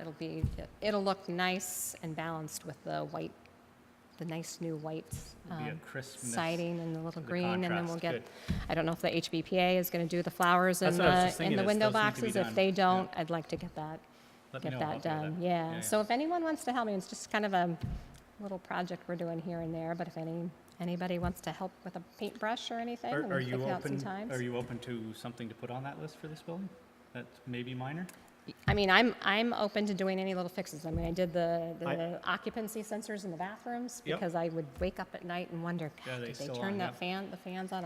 I've taken the I fans out and noticed- cleaned the dust. I so- noticed when I walked in the back door tonight that the back door handle is starting to get loose, and I'm Yeah. sure you've noticed this too. Right, yeah, and that's another thing that we need to do is explore the locks of the Yep. building too, and. Well, the locks so- maybe is one thing, but actually the handle is. But the kinda- handle would be all part of, yes. Yeah, it's all probably Yep. part of it. Yeah, so just little things that Thank we you. can do that, you know, don't have a lot of cost to them, but can make a big difference, and so I think These we're are making- generally things that are making improvements. not done because we don't have the money per se, but maybe the people to do it. Is that correct Yeah, sometimes? yeah, I mean, it's a combination of Yeah. things. There's, you know, we are such a short-staffed little Mm-hmm. group of people, and we do an amazing amount of work for the number of bodies we have. So I'm just finding some opportunities to do squeeze in some other little things that can make a difference. That So, have high visibility. Thank you. Yep. Anything else on that list? Um, You saving the best one for last? I think that was really Okay. the main things I had. Anything else for a town administrator report? I think that's it. Any questions on the town administrator report? Moving to 17, Select Board Forum. Oh, Hang Phil. on. Whoop. Phil, yeah? No, I'm good. Okay, Select Board Forum is next. Go ahead. Yeah, I think I sent you all Yes. a little email and a copy of the report, and I was hoping that we could have that for a discussion on the 22nd. If it's, you know, that we could talk about that. It is about a opportunity to apply for an ecosystem restoration program grant through the Department of Environmental Conservation at the state to do additional stormwater work at the school, at the elementary school, the community school.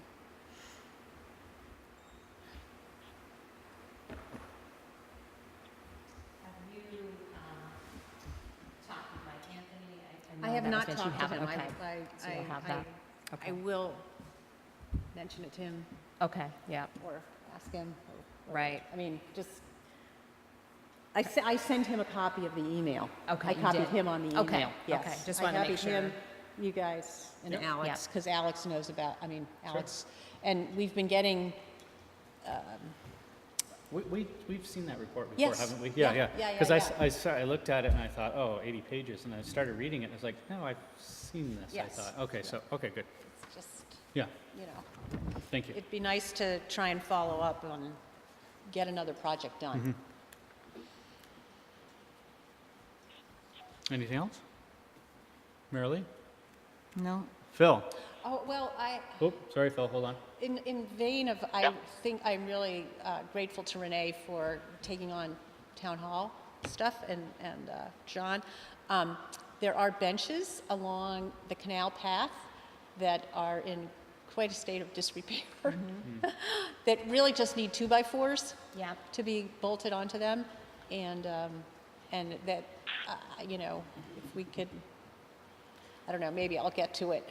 Yeah, or, I mean, that could be an opportunity for some sort of volunteer Yeah, effort or a exactly, community, kind of, exactly. you know, it would be nice to Like, I have think the, we could put a front porch forum thing of, can someone, you know, I think that's Yeah. that's a good way of getting people, because people like to do Yeah, things. I mean, there was a mom and her child I saw out in front, and they were kind of cleaning up the garden right there in the front of the town hall. I mean, I think people take pride in their community, and I think the more things that we can do and Great invite idea. other people, so.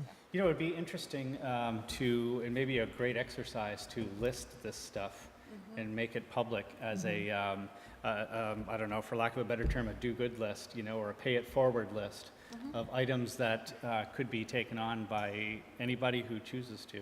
When I used to work at the school, that was sort of something that we had on the bulletin board, because there were always people looking to volunteer or something. So we had a list of things that were needed throughout the school. And so people would look at that list, and there would be people like, oh, you know, I have a good skill set for this, or that really interests me. And so that's, it was a good way of getting some projects done or some things done. So that's always a possibility. great. Good. Phil, did you say you had something? No, I don't have anything specific, thanks.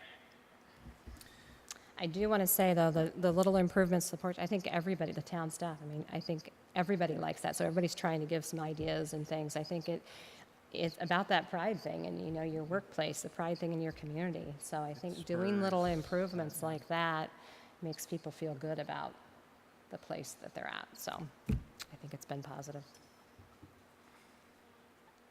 All right. I would just add simply what I started with, and that is that I knew for a little while that this day was coming, that Phil was going to be on vacation, and I knew everything would be going fine, but we certainly in the last hour ran into a couple of, or last few hours leading up to this, ran into a couple of bumps. I had no concerns about my ability to do this, and more importantly, Renee. So I thank you for pulling together a whole lot of like grasping at everything to make a pretty packed meeting. You know, we're pretty much on schedule, and we got all of our work done. So just to thank you as you start in this role. Thank you. Acknowledged. Yeah. And many more to come, right? Yeah. Many more to come. If there's nothing else, I'll close that and move on to 18, considering approving minutes from May 8th and May 15th. I'll make that motion. And I'll second. Any discussion? No, I looked at them, they look fine on my side. Okay. Yeah, me too. Good? Yep, I agree. I'll entertain a motion to approve those minutes. I You did it, I'll second it, and I did, and we discussed. Now we're, see, it's getting late for me too. Now we're going to vote on it. All those in favor of approving the minutes of 5/8 and 5/15, 2017, say aye. Aye. Aye. Opposed? Opposed? The ayes have it, 4-0. Item number 19, consider approving warrants. Are these the warrants that are in front of me? Yes. And are these the warrants that I signed last week, or are these new for? These are new. These are new. This These is the are new. payroll. This is The the other ones, payroll. Missy, I think, She sent said on an Monday, email yep. to you and Phil about Monday. And then I think Phil copied you since, check your email. Yeah, Yep. I was hoping, Yeah, I can do whatever. Yep. Yeah, it just was a very busy day in town hall in general, so I Yep. think Missy was hoping to be able to delay that a little bit because she So didn't have a chance. thank you. So I will make a motion to consider, I will make a motion to approve the warrants as presented to us right here in front of me. And there's a second. Second? Any discussion? All those in favor, say aye. Aye. aye. Aye. Opposed? The ayes have it. Anything else? I will entertain a motion to adjourn. I'll make a motion to adjourn. So, second. All those in favor, say aye. Aye. All of it, some discussion. Oh, discussion, Phil. Yeah, really, Phil, you didn't make any motions tonight. I know. Thank you for making the motion. Aaron did a great job, and I take note of that, giving myself some, ideas on how to improve the meeting. And if you guys want to leave a couple of chairs behind, for me to put away, I'll do that in a week or so. So thanks a lot. Thanks for accommodating my remote access, and thank you, Renee, for doing that too. I appreciate Absolutely. it. It actually worked pretty well. Yeah. Yeah, no, it worked. I think it worked fine. Teamwork. Mutual Appreciation Society at work. Yeah. Thanks, Phil. Yeah. We stand adjourned. Does anybody know how Ruthie is?